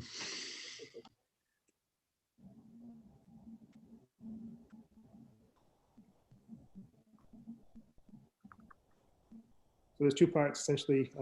First part, the motion is to edit the procedural rules to include school committee confirmation for the parliamentarian, and also to have Member Ray stay as parliamentarian. Yep. Any discussion? Ms. Ray? I don't intend to drag what is already an awkward conversation on too much longer. However, I would just like to say that I will continue to bring impartiality to that role. And you'll note that even though I try to do my best with recall, I often go back to the book to make sure we've got the exact wording to guide this committee forward. I think it's an incredibly important duty and I take it very seriously. So thanks all for voicing that so far. Mr. Majerus Collins? I just want to commend Alicia Ray on her service as parliamentarian for the last number of years. She has a keen understanding of parliamentary procedure. She has a brilliant mind for legal minutia. And I also want to applaud this committee for being willing to stand up and do the ethical thing in this situation and keep her on despite efforts made to the contrary. Any other discussion? Ward 1?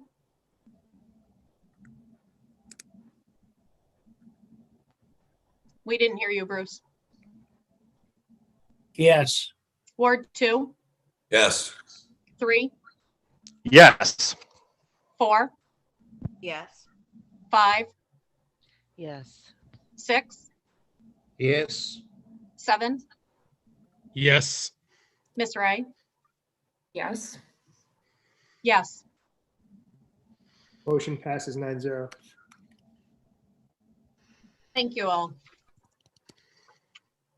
Agenda item number 16, to enter into executive session to discuss a labor matter in accordance with 1 MRSA 4056D. Is there a motion? Yes, there is. And I will second. Ward 1. Oh, sorry, Miss Ray. Thanks for the opportunity for discussion. I don't know if I'm the only person who didn't get supporting materials, but given that I do not know what we're entering into for this or the next executive session, I will be voting against them. Mr. Majoris Collins. I will be voting the same way as Member Ray and for the same reasons. Thank you. Ward 1.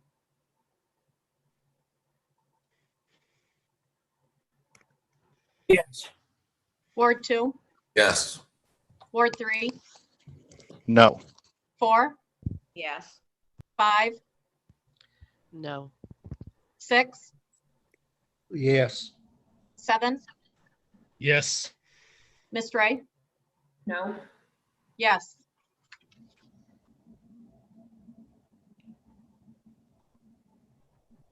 Trying to gather. What was Ms. Hawkins' vote? No. I believe the executive session then fails. My count. It passes 6-3. Passes 6-3. Yep.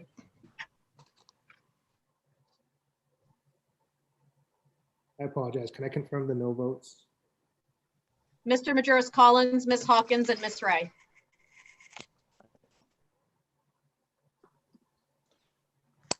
Chair, ask unanimous consent for a 5-minute break.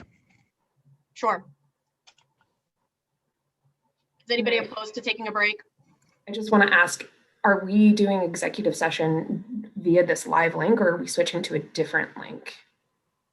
All right, I was trying to jump in here because I knew Want me it was to coming. stall a bit? Yeah, well, here's the situation. So I am right now taking, you've already voted to go to executive session. Is that correct? I'm going to take us off the YouTube live.